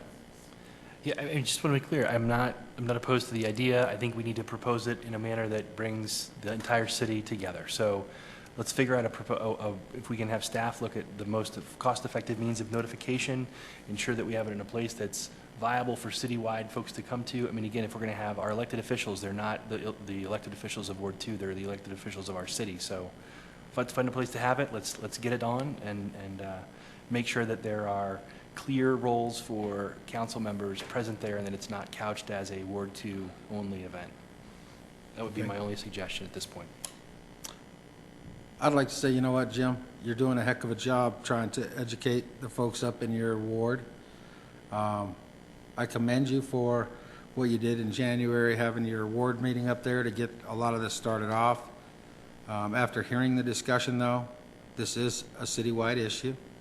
I think that we need to have contact, and my recommendation would have staff bring back some formal way to get the information out there, and if it's to hold a citywide meeting and invite folks to come that know you wouldn't have to pay for the cookies or the advertising. I think that this is a city issue that needs to be handled by the city, but I'd like our staff to give the input, and I'd like to make sure that the legislators are set up to be able to come. So I think there has to be some contacts made, and I would prefer that it was done a little bit later than what you're asking, due to the fact I think it would be great information if we had more on the MOU, so that we could share more information about what we're doing locally, and as well be able to expand and get the resources there that do have the ability to change the law. And I don't mind if the staff produces something that's further to the north, being that that's the most affected area, to help with your ward needs. I don't think anybody on this council is trying to take away from what you're trying to do. I think they're trying to expand it, and I would not recommend that you used your personal money to hold a meeting to educate the citizens of our community on an issue of this magnitude. So I appreciate what you're trying to do, but I think everybody up here is trying to expand upon what you're trying to do and help you. And I'd appreciate it if you would allow some of that to sink in and allow staff to bring back something that has a citywide message tied to it, and allow this to be a city message. Mr. Benson. Can I ask, when is the deadline for getting out the March city news?